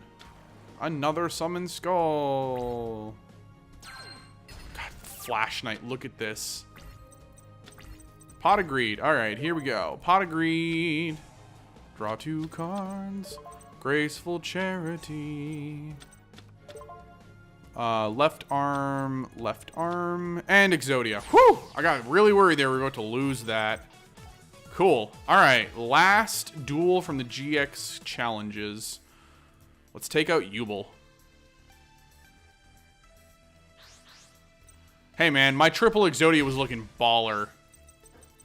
He was gonna destroy things 3 times as hard. All right, I'm going first.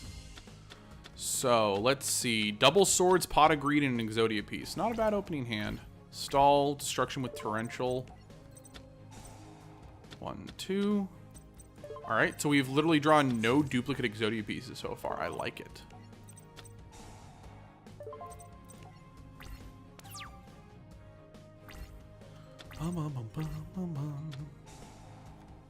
Solar recharge. Ah, he's running a Lightsworn deck. Hello, Lightsworn cards. It's good to see you.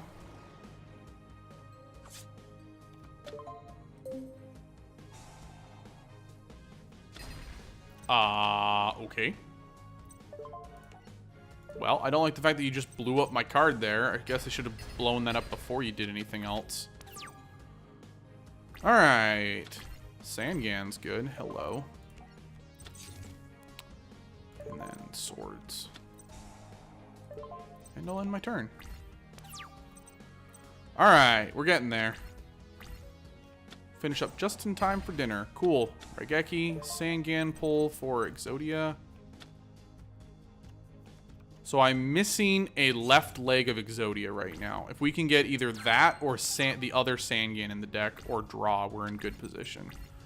Okay, Mirror Force is fine for whenever he gets to start bopping me in the... Her, she, it, whatever. Yubel gets to start bopping me in the face with Lightsworn cards. We could actually lose this if they burn the 3 copies of the missing piece. That is a possibility. That is a scary possibility, but it is a possibility.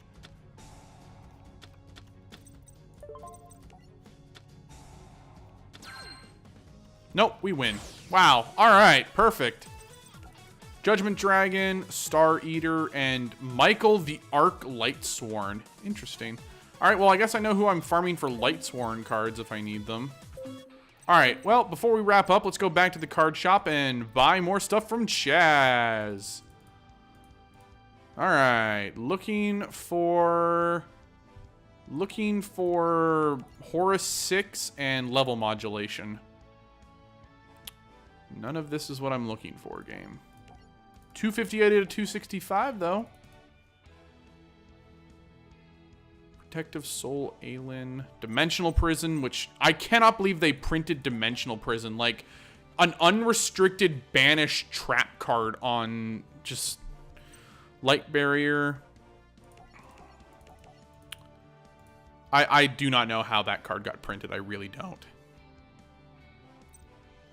Yep. Okay, 259. Come on, Horus level 6. Horus level 6. That's what we're looking for. Not looking for any of the crap you're giving me, buddy. Not looking for the crap. That's a lot of crap, game. Yep.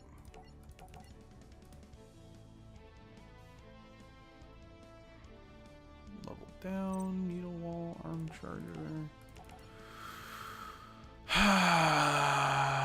Another copy of Mott. Okay. Haven't gained any new cards in a while. I mean, we're only missing, what, like 6 of them, though? So it's not too surprising.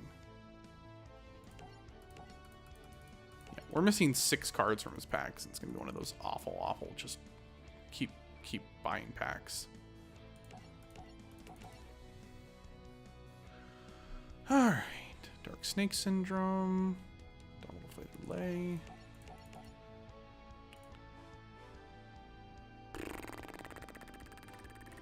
Wow. All right. 700 out of 795. We almost have triples of like 3/4 of the cards in here. Yep. Still nothing useful, game. It's almost like you don't like me. Hey, Horus level 6. Sweet Jesus. You know what? I will get level modulation some other way. Let's purchase some stuff from Quentin, because apparently he has these cool bamboo cards that I want. Oh, he's also got the artifact stuff. Oh, and the chronomaly stuff. Pff, chronomaly. Lol.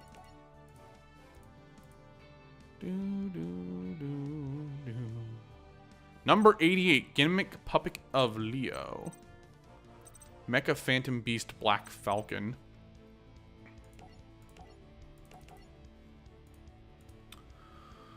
Snapdragon. Noble Knight Bed Warrior. Dimension Slice. Aurora Paragon. Fairy. Neither player can special summon monsters when another monster is normal summoned to either player's side of the field to destroy this card. Well, that's a terrible card then. That is a terrible card. Why would you ever use that? Soul Devouring Bamboo Sword. 3 of a kind. If you control 3 or more monsters with the same name, except tokens, target 3 cards your opponent controls and destroy them. Interesting. Dread Scythe, Hunter, Harvester. Yep, I remember when that card was first printed. It was part of the Shonen Jump manga that you could purchase it. Ninjutsu Art of Transformation, Sonic Boom. Alright, Quentin, I would like to see these other cool bamboo cards, please. Artifact Aegis, Ninjutsu Art of Super Transformation, Sound the Retreat. Corridor of Agony. Wow. That's some Saw bullshit right there. Monsters that were special summoned from the main deck cannot activate their effects. Their effects are negated and they cannot declare an attack as long as they remain face up on the field. Oh, wow. Okay. Vivid Knight, Duck Fighter, Noble Knight Joan. Number 33, Chronomaly Machu Mech. Yep. Blue Dragon Ninja. Still haven't seen this Golden Bamboo card game. Well, I know where the artifact cards come from. Number 15, Gimmick Puppet Giant Grinder. Okay, Weights and Zen Misers. Okay, some interesting cards in here. Noble Arms Aphroditiar. Oh, here we go. Atorgus, King of the Noble Knights. Oh, so this is what happens to Atorgus, the regular guy. I remember him. When this card is 2 level 4 Noble Knight monsters. When this card is XYZ summoned, you can target up to 3 Noble Arms equipped spell cards with different names in your graveyard. Equip those targets to this card. Once per turn, you can attach 1 XYZ material from this card. Destroy any number of spell trap cards on the field up to the number of Noble Arms equipped to this card. Ooh. Noble Arms. Our Feudator. I'm mispronouncing that so badly, I know. You can only control 1 at a time. Equip only to a warrior type monster. Once per turn, you can target 1 set card your opponent controls.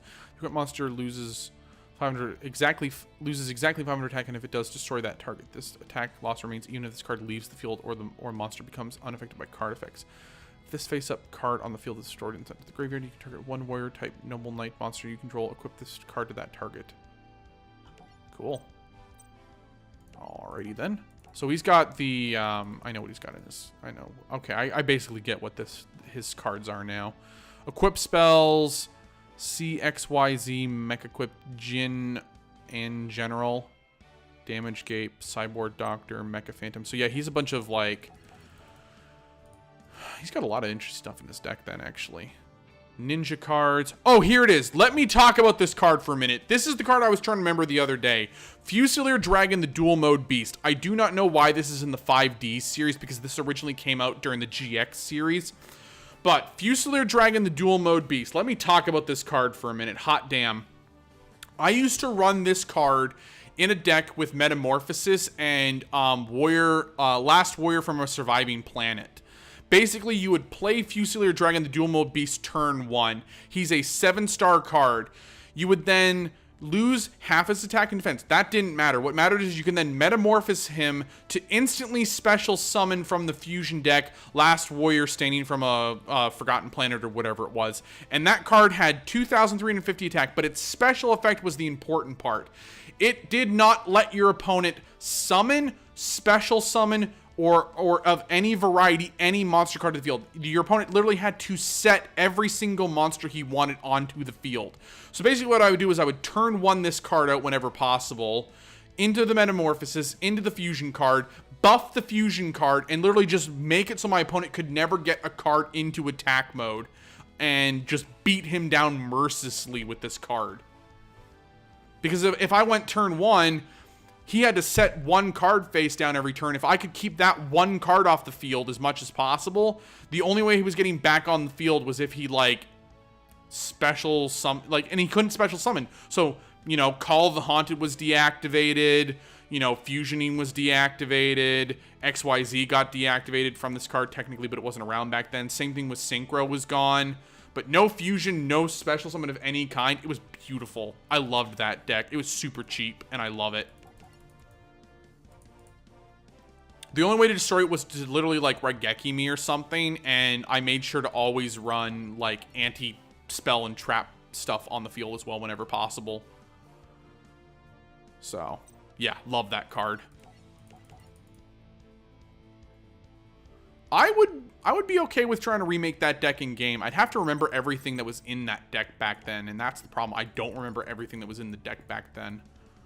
Also, I need 2 more copies of that card, because I only had 1 copy back in the day, so it was a little unfortunate. So literally, I had to draw it turn 1 to make the plan work. Like, the whole deck, like, functioned around that deck, and if I didn't draw it, it was a problem.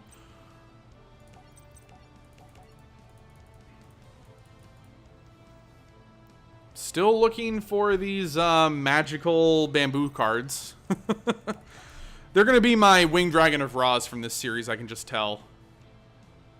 Wind Up Arsenals and Moya. Sonic Boom, Crimson Ninja, Secret Sect Druid Weed. Number C6 Chronomaly Chaos Atlantis. Okay, interesting. Golden Bamboos are rare. Makes sense. So, oh, here we go. Sacred Noble Knight, King of Atragoria. So there's multiple versions of this guy. Artorigus. Is it supposed to be a play on Arthur, like a Romanized version of Arthur?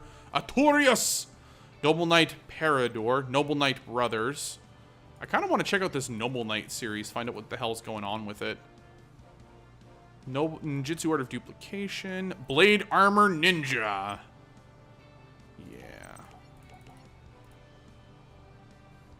A Canyon deck? What is a Canyon deck? Noble Knight Dryston. Dark Coffin.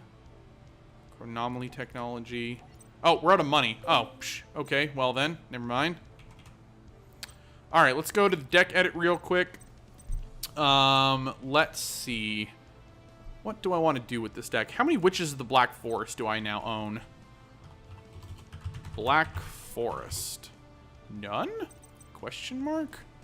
Witch of... I do not own a single copy of Witch of the Black Forest. Really? With all the card packs I've purchased, I don't own a single Witch of the Black Forest? What the hell? What card pack does Witch of the Black Forest come out of? Please tell me it's Bakura or something, because otherwise I don't know why I don't own a copy of it at this point. The only other way it's a the only way I would accept it being really annoyed is if it's the last missing card from Yugi's packs.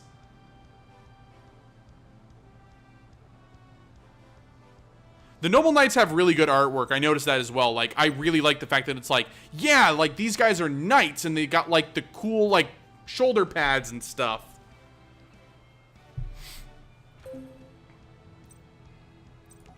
Alright, I do want to fix up real quick the Horus deck, because we got a missing Horus card. Horus. So, I'm missing 2 level modulations at the moment, and then I'll figure out what else I want to put in this deck for right now. Bakura has the Witch. Of course he does. Of course. And I only have 214 in cards from him so far, so... Damn you, Bakura! Damn Miru! I just hate the fact when I look at a card pack and it's like 265, and I'm like, oh, that means I have every single card, right? And the game's like, nope, 787, 264, 264, 250, just 259, 262, 241, 259.